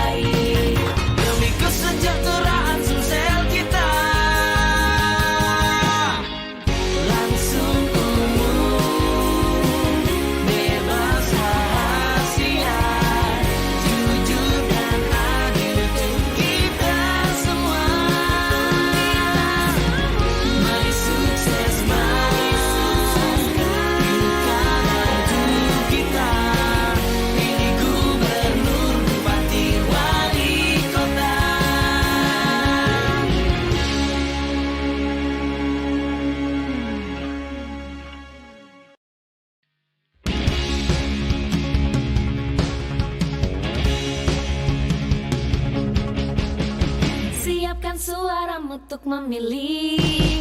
Gulakan hak pilihmu dengan hati. Suara hatimu demi yang terbaik untuk Sulawesi Selatan. Rabu 27 November, datang dan gunakanlah hak pilihmu demi sebuah harapan yang indah bagi Sulawesi Selatan. Langsung umum, bebas rahasia, jujur dan adil untuk kita semua. Mari sukseskan pilkada untuk kita. Pilih gubernur, bupati, wali kota.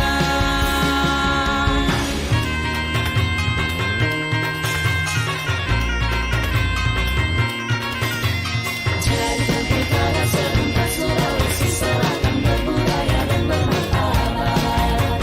Tetap jaga kedamaian walau berbeda pilihan, semua ingin yang terbaik demi kesejahteraan Sulsel kita. Langsung umum, bebas rahasia, jujur dan adil untuk kita semua. Mari sukseskan pilkada untuk kita. Pilih gubernur, bupati, wali kota.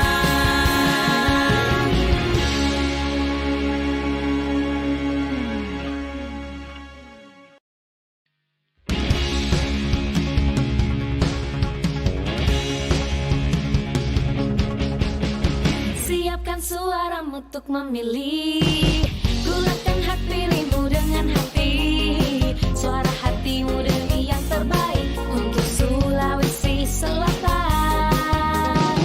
Rabu 27 November, datang dan gunakanlah hak pilihmu demi sebuah harapan yang indah bagi Sulawesi.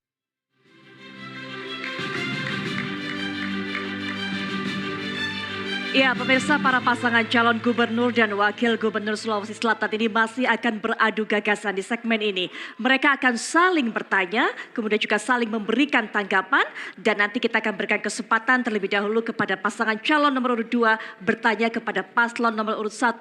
Tapi sebelum itu saya juga ingatkan kembali kepada para pendukung, mari kita sama-sama menjaga situasi tetap kondusif dan juga memberikan kesempatan kepada para pasangan calon untuk memberikan kemampuan dan juga memberikan jawaban terbaiknya sehingga kita harus menjaga ketenangan. Baik, langsung saja saya berikan 30 detik pertama ini kepada pasangan calon nomor urut 2 untuk memberikan pertanyaan kepada paslon nomor urut 1. Silakan.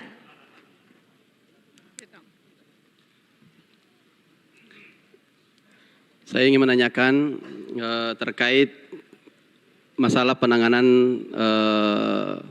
dampak banjir di wilayah perkotaan Sulawesi Selatan, termasuk di Makassar. Bagaimana mengatasi ini sementara Sulawesi Selatan ini kan daerah yang memang tinggi potensi-potensi banjirnya. Apa yang harus Bapak lakukan di intervensi pemerintah dan preventifnya? Terima kasih. Baik, waktunya sudah habis. Silakan langsung diberikan jawabannya.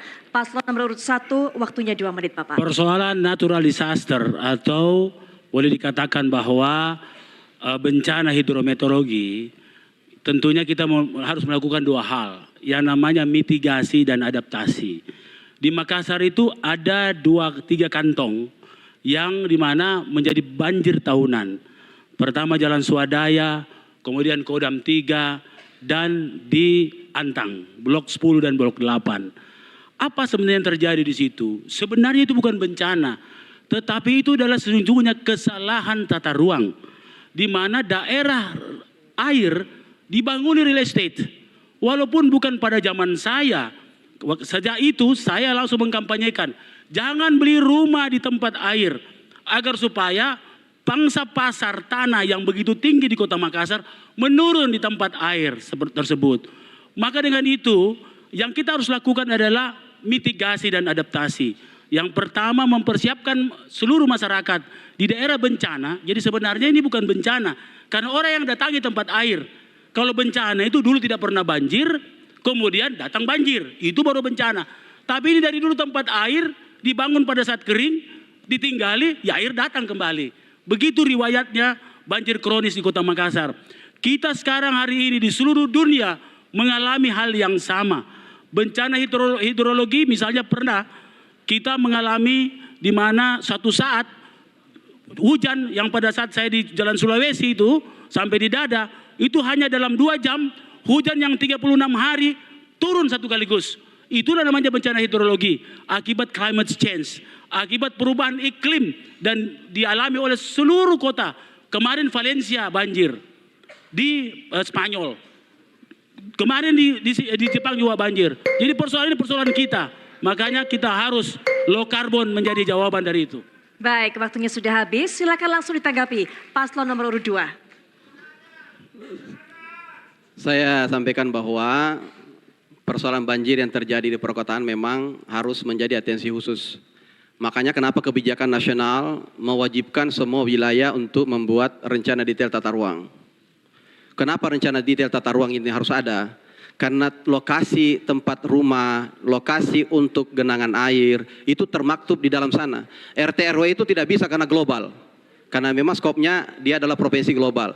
Nanti diturunkan menjadi RDTR, baru detail bermain RT RW di situ. Sehingga di sinilah era genangan, di sini. Yang kedua, harus ada intervensi Bapak. Di wilayah lain kita bisa melihat Samarinda. Kebetulan di sana Nateni juga senior kita dari Unhas yang jadi wali kota. Itu dia bongkar itu sebesar mobil bisa masuk di salurannya. Dibongkar semua. Dari kanal ke kanal kasih tembus. Sehingga ada peluang air yang terperangkap untuk tidak tahu jalannya punya jalan. Ya. Kemudian sistem persampahan sudah wajib. Tidak boleh berada di saluran. Ini intervensi. Kemudian baru masuk ke bagaimana ekonomi hijaunya. Pendekatannya adalah jangan mengubah daerah yang sudah ditetapkan sebagai resapan, daerah sebagai jalur hijau. Ini semua termaktub dalam RDTR dan ini kewenangan kabupaten kota wajib membuat ini. Kalau tidak bikin ini, saya tahu juga kebijakan bisa dibuat meleset sana sini kalau tidak ada ini. Ini adalah patronnya. Terima kasih. Baik, waktunya habis. Tanggapan selanjutnya dari paslon 1, silakan 1 menit. RDTR Kota Makassar tidak dibikin karena kami menunggu kesesuaian RT RW Kota Makassar yang tersandra oleh RT RW provinsi. Mestinya kota dulu bikin baru provinsi bikin karena begitu jalur kebijakan RT RW. Provinsi hanya koordinator, provinsi tidak punya wilayah. Kalau kita mengerti RT RW begitu mestinya. Kami tersandra, anehnya RT RW provinsi duluan disahkan baru kota. Tidak boleh terjadi begitu. Akhirnya apa? Korbanlah Newport kita. Karena tidak terakomodir oleh RT RW provinsi. Banyak persoalan-persoalan yang tidak dimengerti oleh provinsi. Tapi insya Allah kalau kami jadi gubernur, kami orang tata ruang. Kami akan benarkan itu. Kami akan luruskan itu semua. Kalau RDTR saya mengerti sekali. Kami pernah membuat RDTR langsung 12 RDTR dari kawasan kita. Bapak Ibu yang saya hormati, persoalan banjir ini adalah persoalan mitigasi. Kita sudah bikin. Baik, waktunya sudah habis Bapak untuk memberikan tanggapan balik. Kita akan langsung menuju ke sesi berikutnya. Di kesempatan ini saya akan memberikan kesempatan kepada pasangan calon nomor urut 1 untuk memberikan pertanyaan kepada pasangan calon nomor urut 2. Perhatikan betul, waktunya hanya 30 detik. Kami persilakan. Ya, satu persoalan yang berdasarkan pengalaman kami berdua di 300 titik di desa-desa, di pesisir, itu rata-rata mengalami masalah. Dan setahu saya waktu saya di DPR itu ada Perda 9 tahun 2019. Apa strateginya untuk membantu desa? Baik, waktunya habis untuk bertanya. Jawabannya 2 menit bisa diberikan oleh pasangan calon nomor urut 2. Kami persilakan. Saya tanya Ibu Fatma karena samar-samar pertanyaan tapi baik. Terkait masalah desa, saya sampaikan kami telah membuat pergub terkait dana bantuan keuangan desa. Itu banyak orang biasanya membuat wacana kita ini sudah punya pergub sebelum saya berakhir bulan 9 September, bisa dicek, sudah ada pergub kita tentang penjabaran revisi terakhir terkait bantuan keuangan desa. Yang kedua, kami perlu sampaikan bahwa ke depan kita akan bagaimana desa ini terkait masalah kesejahteraannya. Termasuk bagaimana pelibatan dalam pelaksanaan kegiatan padat karya. Nah, ini kami lakukan. Bahkan kami melaksanakan bagaimana kemudian desa ini termasuk intervensi. Kemiskinan ekstrim kami bantu 8 kabupaten kota, kita kucurkan dana melalui bantuan keuangan. Termasuk di Toraja, termasuk Luraya, termasuk kemudian di Selatan, di Jatipareng. Ini kita sudah lakukan. Kami berbasis tentang apa yang kami sudah lakukan. Intinya adalah tergambar bahwa bagaimana kemudian desa-desa kita intervensi. Ramang-ramang itu Bapak, bukan itu langsung desa itu yang nikmati bagaimana kemudian kerjasama dengan Pemkab. Kita ramang-ramang memberikan bantuan tentang bagaimana pengelolaan ada tempat villa-villa di sana, bagaimana tetap menjaga karsnya dan sebagainya. Itu kami sampaikan kepada Pak Desa sebelumnya, silakan kerjasama BUMD penanganan dengan kabupatennya, termasuk wilayah-wilayah lain seperti itu. Kita melaksanakan intervensi ini tentu harus ada tentang bagaimana kemudian kebijakannya. Payung hukumnya kami sudah buat, tinggal bagaimana sistem penganggarannya untuk ke depan, untuk kita lakukan intervensi itu. Kami ingin ke depan para desa-desa kemudian bagaimana berkontribusi dalam pembangunan, terutama padat karya dalam pengelolaan penganggaran. Baik, jawaban ini silakan diberikan tanggapan Bapak Paslon nomor urut 1, waktunya 1,5 menit. Provinsi tidak akan maju tanpa desa yang maju. Karena desa itu adalah selnya provinsi. Persoalan-persoalan di kota itu berawal dari kegagalan desa yang kemudian orang mengadu nasib di kota. Begitulah riwayat persoalan-persoalan dalam sebuah provinsi. Saya tahu bahwa pergub sudah ditandatangani. Informasi dari para kepala desa, tadinya dia harap 500 juta bantuan provinsi, turun jadi 300 juta. Dia minta 20 juta, akhirnya 0 yang dia dapat. Maka dengan itu, ini cerita, bukan cerita saya, cerita kepala desa. Maka kami mengambil kebijakan, mengambil 10% daripada APBD kita, 10% dari PAD kita, sekitar hampir 500 miliar untuk mengalokasikan 200 juta per desa, yaitu 50 juta untuk peningkatan SDM kepala desa dan PKK, 50 juta aparatur desa.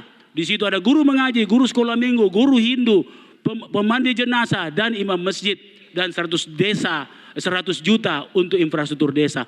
Itu kalau PAD-nya tidak naik. Kalau PAD naik, kita akan naikkan lagi. Karena jangan biarkan desa berjuang sendiri. Kasihan itu kepala desa hanya mengandalkan ADD-nya. Padahal mereka punya tanggung jawab juga di kabupaten kota.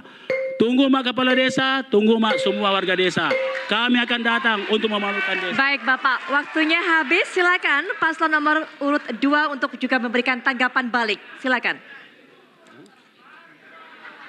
Saya sampaikan bahwa di dalam sistem penganggaran itu kita harus tahu realis. Kadang-kadang kita optimistiknya tinggi, ya. Tetapi ada namanya realistic plan, perencanaan yang bisa terjadi. Kadang-kadang itu nyimpangnya jauh. Contohnya kalau kita merencanakan misalnya kami ingin bangun sebuah bangunan seperti ini. 1 tahun, 2 tahun, 3 tahun, 10 tahun, tidak jadi. Tetapi perlu dipahami, ini kenapa? Karena pada prinsipnya adalah komitmen. Yang kedua adalah kami selalu bahwa bagaimana kami taruh gau. Kami ingin ini sesuatu dipikirkan matang dan kemudian tepat sasaran dan kemudian dimanfaatkan dengan baik. Kenapa? Kami tidak ingin menggantungkan sesuatu hal yang terlalu tinggi dan kemudian itu hanya cerita nanti dan sebuah kisah saja. Kami ingin karya nyata. Kami ingin karya nyata untuk masyarakat. Kami ingin mereka rasakan. Baik, waktunya sudah habis. Kita sudah sampai di penghujung dari segmen ini.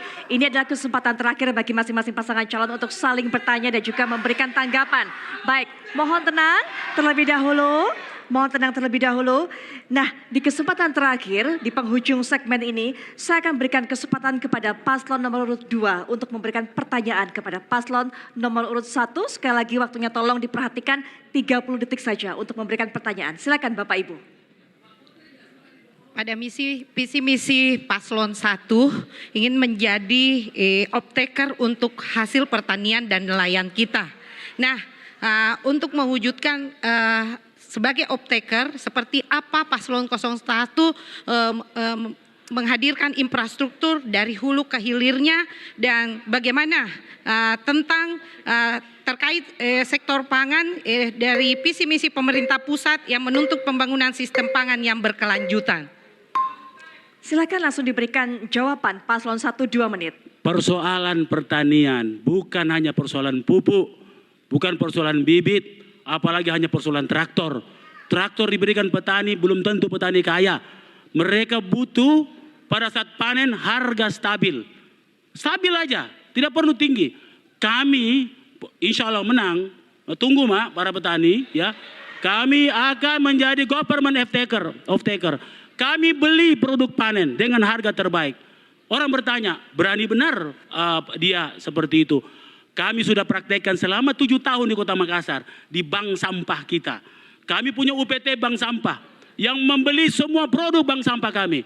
Akhirnya bank sampah berkembang dengan sangat baik. 1077 bank sampah. Silakan dicek di Surabaya, hanya 291 bank sampah. Kenapa? Para payabo, para pemulung menjadi UMKM karena pasti dibeli produk sampahnya. Itulah skema yang kita sudah laksanakan 7 tahun. Dan setelah kami lihat, ternyata kunci kemajuan Cina adalah government off-taker. Dia membeli semua produk petani dan nelayannya. Dari mana duitnya? Oh banyak. Ini kita bisa melibatkan swasta. Semi swasta bisa BUMDes masuk di situ. Banyak hal. Satu komoditi saja melibatkan 10 orang di desa akan menghasilkan sebuah bangkitan pekerjaan 22.620 pekerjaan. Satu komoditi. Kalau 2 komoditi, kalau 10 komoditi berarti ada 226.000 pekerjaan baru yang tersedia. Dan kalau itu terjadi, pasar kita kendalikan, pabrik-pabrik pasti ambil ke kita semua. Bahkan kalau perlu kita juga ambil pabrik. Termasuk persoalan pupuk. Kita punya sumber daya alam. Kita punya pasar. Tapi tidak ada kebijakan tentang itu. Kalau ada kebijakan insya Allah tunggu Mak, kita bangun pabrik pupuk, investasi di Provinsi Selatan. Baik, waktunya habis Bapak. Jawaban mohon tenang. Baik, jawaban ini silakan diberikan tanggapan oleh paslon nomor urut 2. Waktunya 1,5 menit. Baik, saya waktu kecil sering juga itu tukar-tukar itu Pak Dani, kayak Pak Kanda. Kokek-kokek ditukar dengan botol. Jadi bank sampah itu memang sudah ada sejak dulu di desa juga ada. Tapi masih skalanya kecil. Saya sampaikan, produksi beras ini, gabah giling ini 5 juta kurang lebih.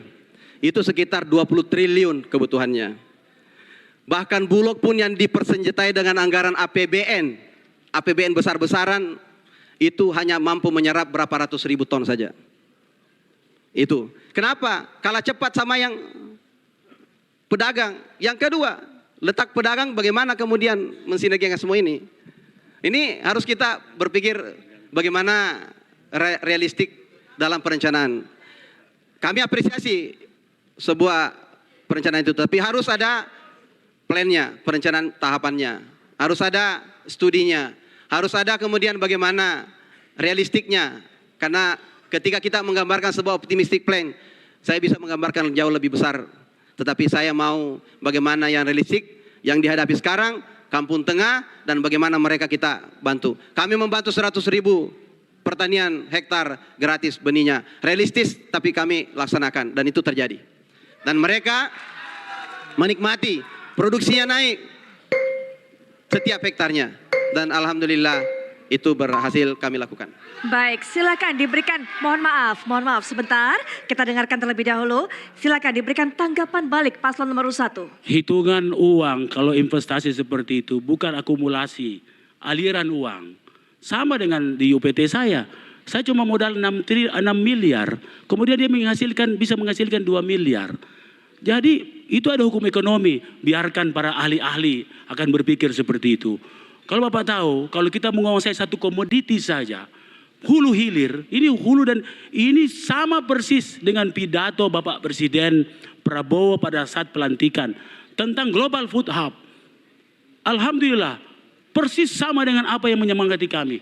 Saya yakin dan percaya bahwa pemerintah pusat akan mendukung sepenuhnya skema ini. Dan itu menjadi pengalaman kami 7 tahun. Kami tidak akan pernah coba-coba. Persoalan hitungan, jangan hitung bahwa sekian beras 5 juta ton kali sekian. Ekonomi tidak begitu. Ya, pada saat panen berapa, kemudian ini dijual, uang lagi masuk, aliran uang. Itu namanya investasi.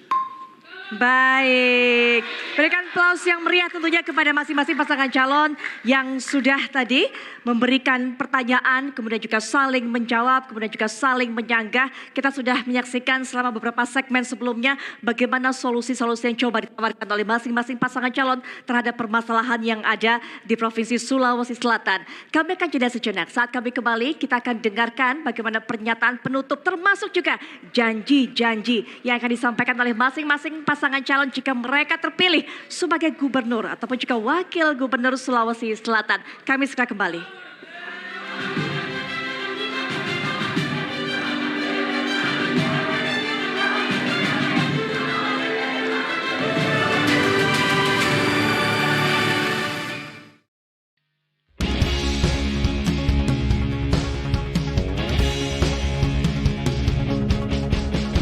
Siapkan suaramu untuk memilih, gulakan hak pilihmu dengan hati.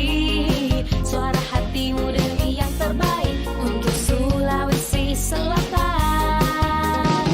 Rabu 27 November, datang dan gunakanlah hak pilihmu demi sebuah harapan yang indah bagi Sulawesi Selatan. Langsung bebas rahasia, jujur dan adil untuk kita semua. Mari sukseskan pilkada untuk kita, pilih gubernur, bupati, wali kota.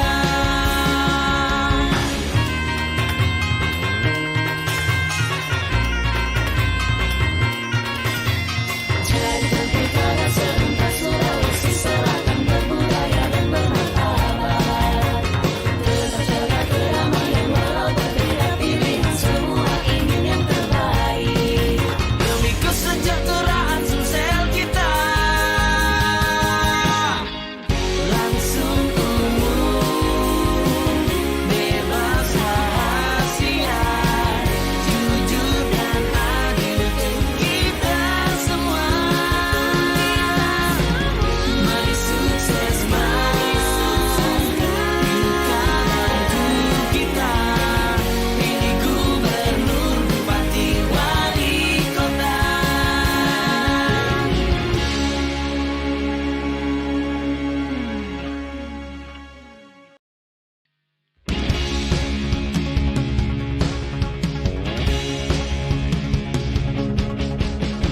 Siapkan suaramu untuk memilih, gulakan hak pilihmu dengan hati. Suara hatimu demi yang terbaik untuk Sulawesi Selatan. Rabu 27 November, datang dan gunakanlah hak pilihmu demi sebuah harapan yang indah bagi Sulawesi Selatan. Langsung bebas rahasia, jujur dan adil untuk kita semua. Mari sukses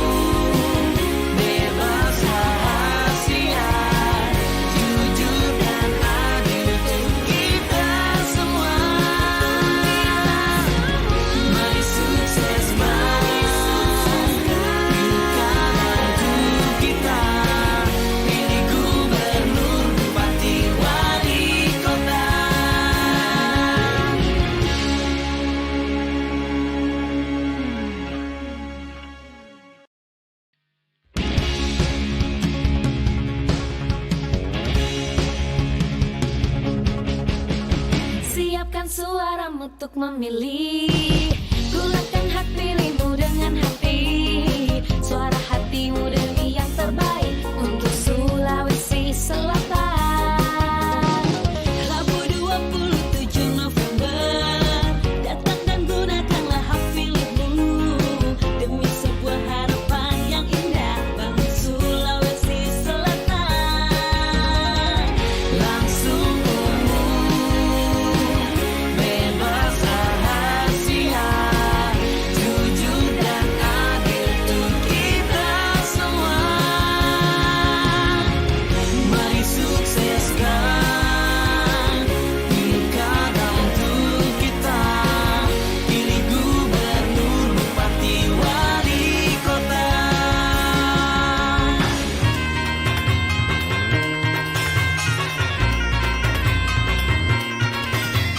Jadikan pilkada serentak Sulawesi Selatan berbudaya dan bermartabat. Tetap jaga kedamaian walau berbeda pilihan, semua ingin yang terbaik demi kesejahteraan Sulsel kita. Langsung umum, bebas rahasia, jujur dan adil untuk kita semua. Mari sukseskan pilkada untuk kita. Pilih gubernur, bupati, wali kota.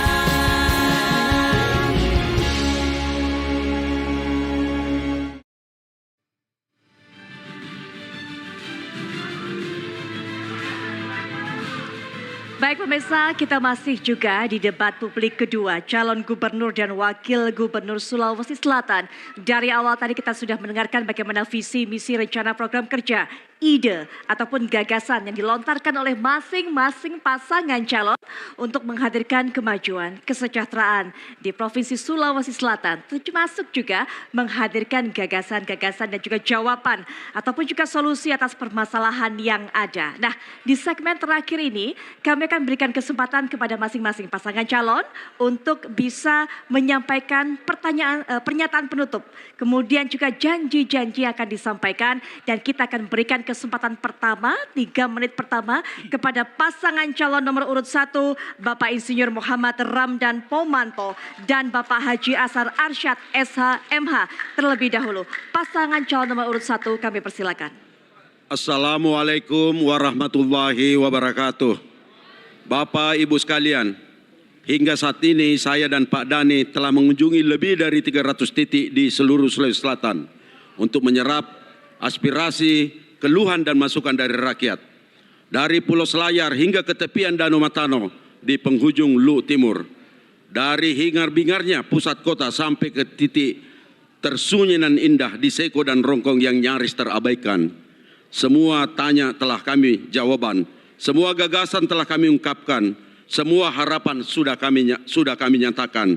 Bagi kami, Dhani Ashar, rakyat berhak hidup sejahtera, makmur dan berkeadilan, tanpa diskriminasi, tanpa terkecuali setiap warga apapun agamanya, etnis, budaya dan tradisinya berhak hidup aman dan nyaman di tanah lahir dan di mereka lahir dan dibesarkan.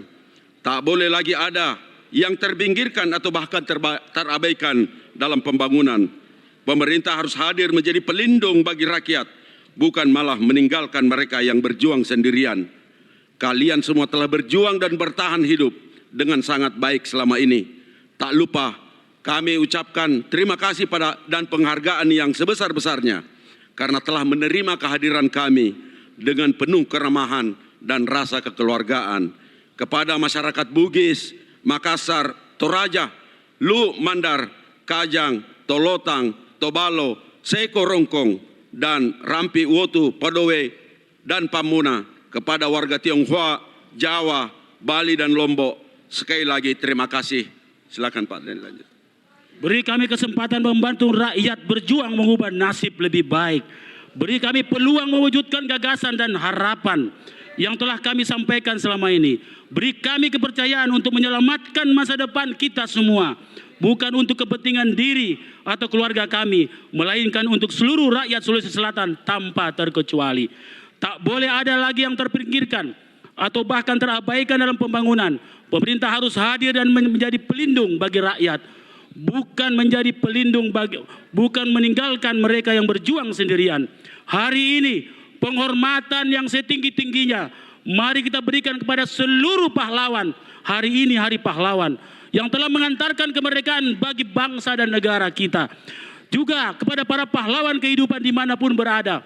Para petani, nelayan, peternak, petambak, pedagang kecil, pekerja harian, buruh lepas, tukang ojek, supir truk dan bus, guru dan tenaga honorer, ibu rumah tangga, kelompok rentan dan penyandang disabilitas, para pelajar dan mahasiswa, para tukang kayu, bangunan, para kurir, dan make up artis, pekerja salon, dan seluruh masyarakat Sulawesi Selatan. Baik. Coblos nomor 1. Bapak, mohon maaf. Waktunya sudah habis, 3 menit sudah berlalu. Selanjutnya kita juga akan berikan kesempatan untuk bisa memberikan pernyataan penutup kepada pasangan calon nomor urut 2, Bapak Andi Sudirman Sulaiman dan juga Ibu Fatmawati Rusdi. Waktunya sama Bapak Ibu 3 menit, kami persilakan. Assalamualaikum warahmatullahi wabarakatuh. Selamat sore, salam sejahtera untuk kita semua. Hadirin dan pemirsa masyarakat Sulawesi Selatan yang kami hormati. Paparan akan tujuan yang mengedepankan kesejahteraan seluruh Sulawesi Selatan telah kami sampaikan berdua. Menggali potensi, menciptakan kesempatan yang membawa kemakmuran telah menjadi latar belakang perjalanan kami. Masih ada pembangunan yang harus diselesaikan, pemerataan tidak bisa dicapai secara instan. Semua perlu keberlanjutan. Berlimpah mulai dari Takabonerate Selayar hingga menggantungkan harapan di atas awan lolai Tanah Toraja.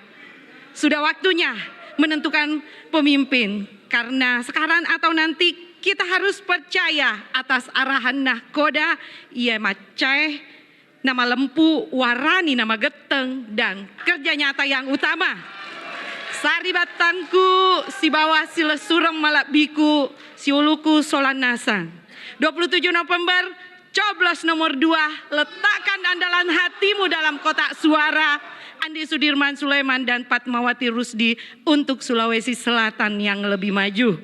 Dan sebelum saya mengakhiri, permohonan maaf kepada pasangan Bapak Insinyur Muhammad Ramdan Pomanto dan Bapak Ashar, begitu juga kepada jajaran KPU dan seluruh masyarakat Sulawesi Selatan apabila dalam panggung debat ini ada hal-hal yang kurang berkenan, tentu itu hanyalah adu gagasan dari kami berdua. Demikian dan terima kasih. Wassalamualaikum warahmatullahi wabarakatuh. Salamat kita pada salama kure sumanga. Baik, masih ada waktu yang lumayan panjang. 1 menit, Bapak masih tersisa, tidak ingin dimanfaatkan?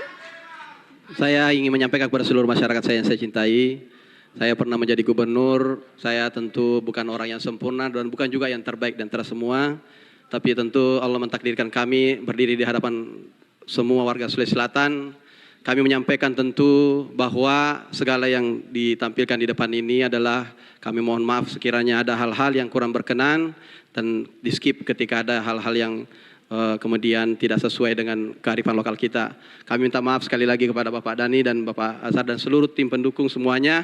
Kita ini bersaudara, sipaka tahu, sipaka lebih, sipaka ingat, taro ada taro gau. Maka kami tentu mengajak pada seluruh bagaimana kita menjalani pilkada damai ini, mensupport pemerintahan dan tentu menatap ke depan bagaimana merangkul untuk NKRI bersama. Kita mendukung Bapak Presiden Prabowo bersama Bapak Gibran untuk Indonesia lebih baik. Indonesia Mas 2045. Baik. Iya.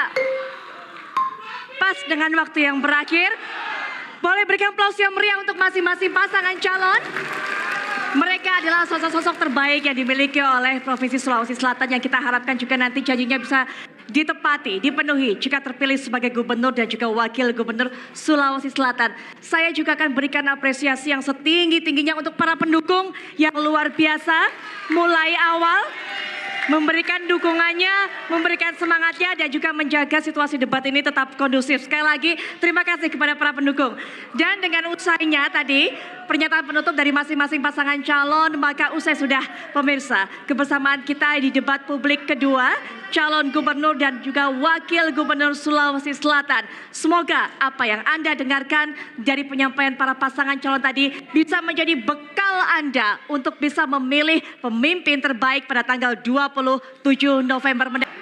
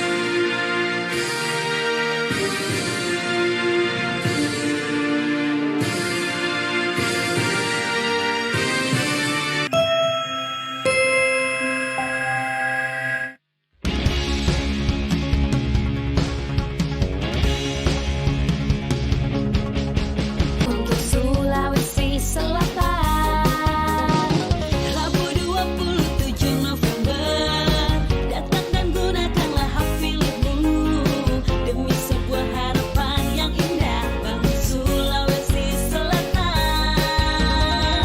Langsung umum, bebas rahasia, jujur dan adil untuk kita semua.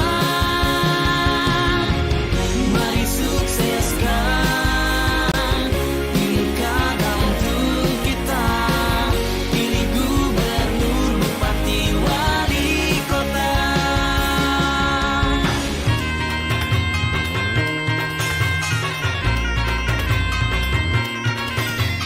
Jadikan pilkada serentak Sulawesi Selatan berbudaya dan bermartabat. Tetap jaga kedamaian walau berbeda pilihan, semua ingin yang terbaik demi kesejahteraan sosial kita. Langsung umum, bebas rahasia, jujur dan adil untuk kita semua. Mari sukseskan pilkada untuk kita, pilih gubernur, bupati, wali kota.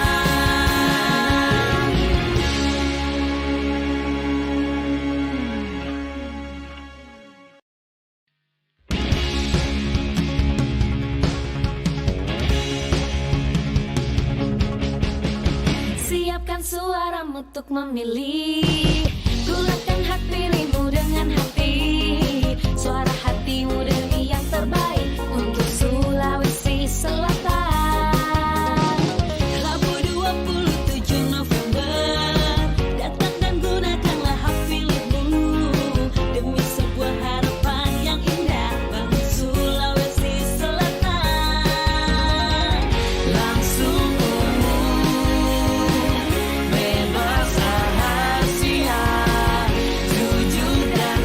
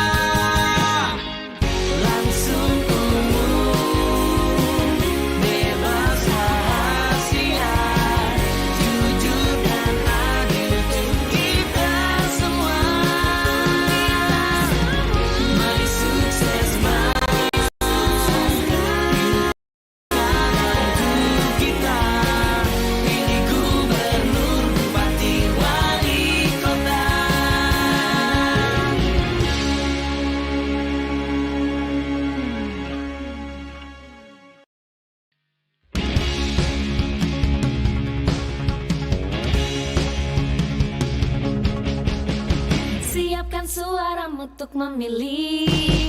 Gulakan hak pilihmu dengan hati. Suara hatimu demi yang terbaik untuk Sulawesi Selatan. Rabu 27 November, datang dan gunakanlah hak pilihmu demi sebuah harapan yang indah bagi Sulawesi Selatan. Langsung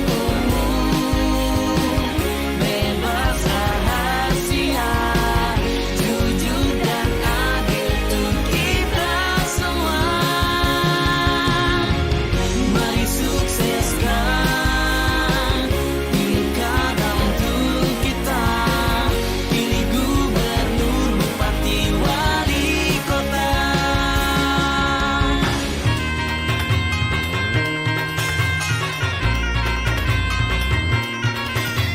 Jadikan pilkada serentak Sulawesi Selatan berbudaya dan bermartabat. Tetap jaga keramaian walau berbeda pilihan, semua ingin yang terbaik demi kesejahteraan Sumsel kita. Langsung umum, bebas rahasia, jujur dan adil untuk kita semua. Mari sukses, pilkada untuk kita. Pilih gubernur, bupati, wali kota.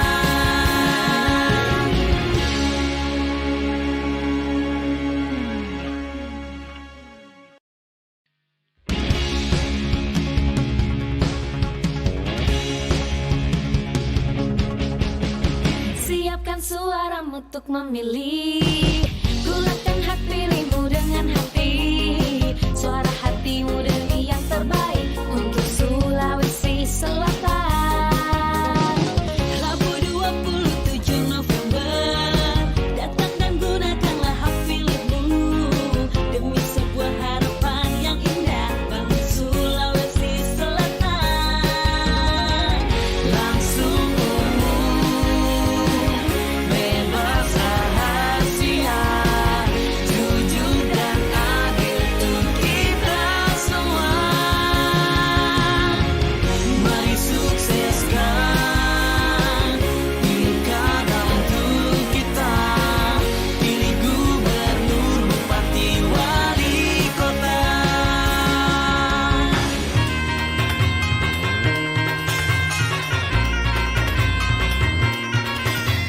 Jadikan pilkada serentak Sulawesi Selatan berbudaya dan bermartabat.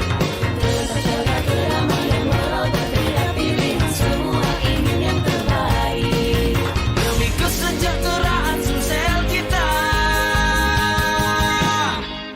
Langsung umum, bebas rahasia, jujur dan adil untuk kita semua. Mari sukses, pilkada untuk kita. Pilih gubernur, bupati, wali kota.